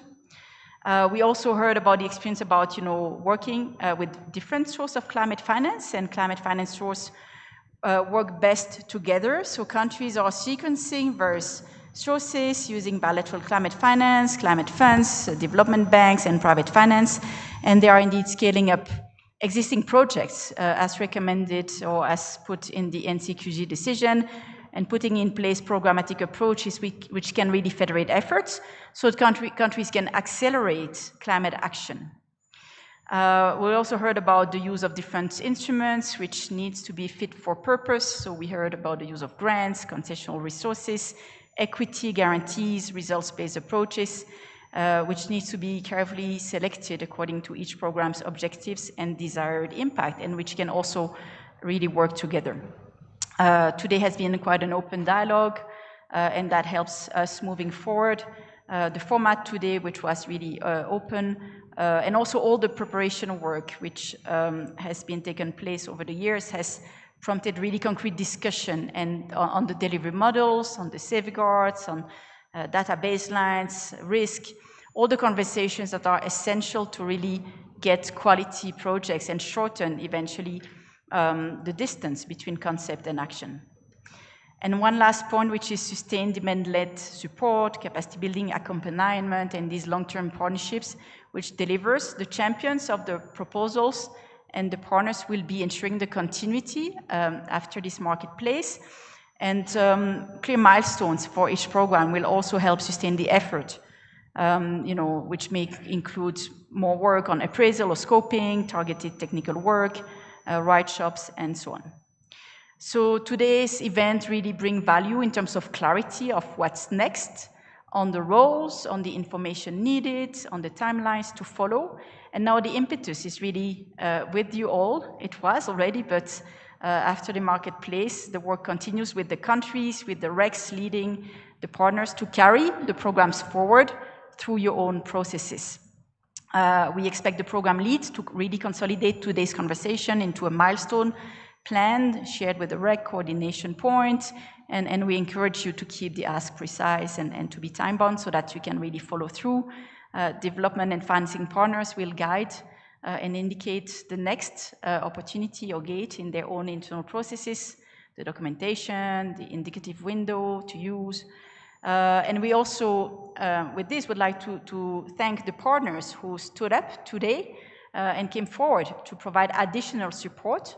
That's what Marketplace has been helping with as well, and also the countries who expressed publicly their support and endorsed the projects. So we will follow the development closely, and this is mandated work. We will aim to report on the progress and the early result at the next formal opportunity to brief the COP on the needs-based finance project under the long-term finance COP agenda item. That's really important so that we can continue this work together and support you. So here finishes in a way the formal support provided in this phase of the NBF by the UNFCCC to the 3 African NBF activities, which was agreed with our generous donors, but it's not the end. It's one phase which is closing today, but it's not the end of our mandate, and so we are capitalizing on all the lessons learned through the NBF project and beyond, and we're preparing a new program or a new phase to support countries in line with the mandate, assessing their needs and translating them into action through coordination of sustained demand-led capacity building, which is again in the NCQG emphasized, and access to finance, and focusing on linking with national development processes and in support of scalable systemic solutions. Will be in that new phase, the collaboration will continue with the Fund, the EAF, the GEF, the GCF, the FRLD, United Nations agencies, and bilateral, regional, and other multilateral channels, again in line with that very important mandate. So I would like to thank you all for a constructive and solutions-oriented session. We leave here, I hope, all committed really to follow through on what was agreed, and I really look forward to be hearing from you to review tangible progress and confirm. We'll be happy to hear from you and be able to confirm that the objectives and the tasks set out today were achieved. With this, thank you really sincerely for your time and commitment, and to all of you who have contributed today, but also over the years, to reach this milestone moment. Thank you very much.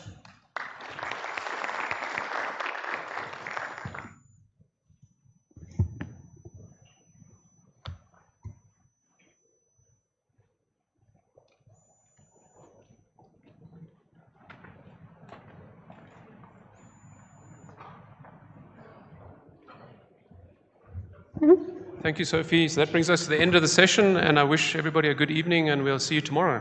Thank you. Good night.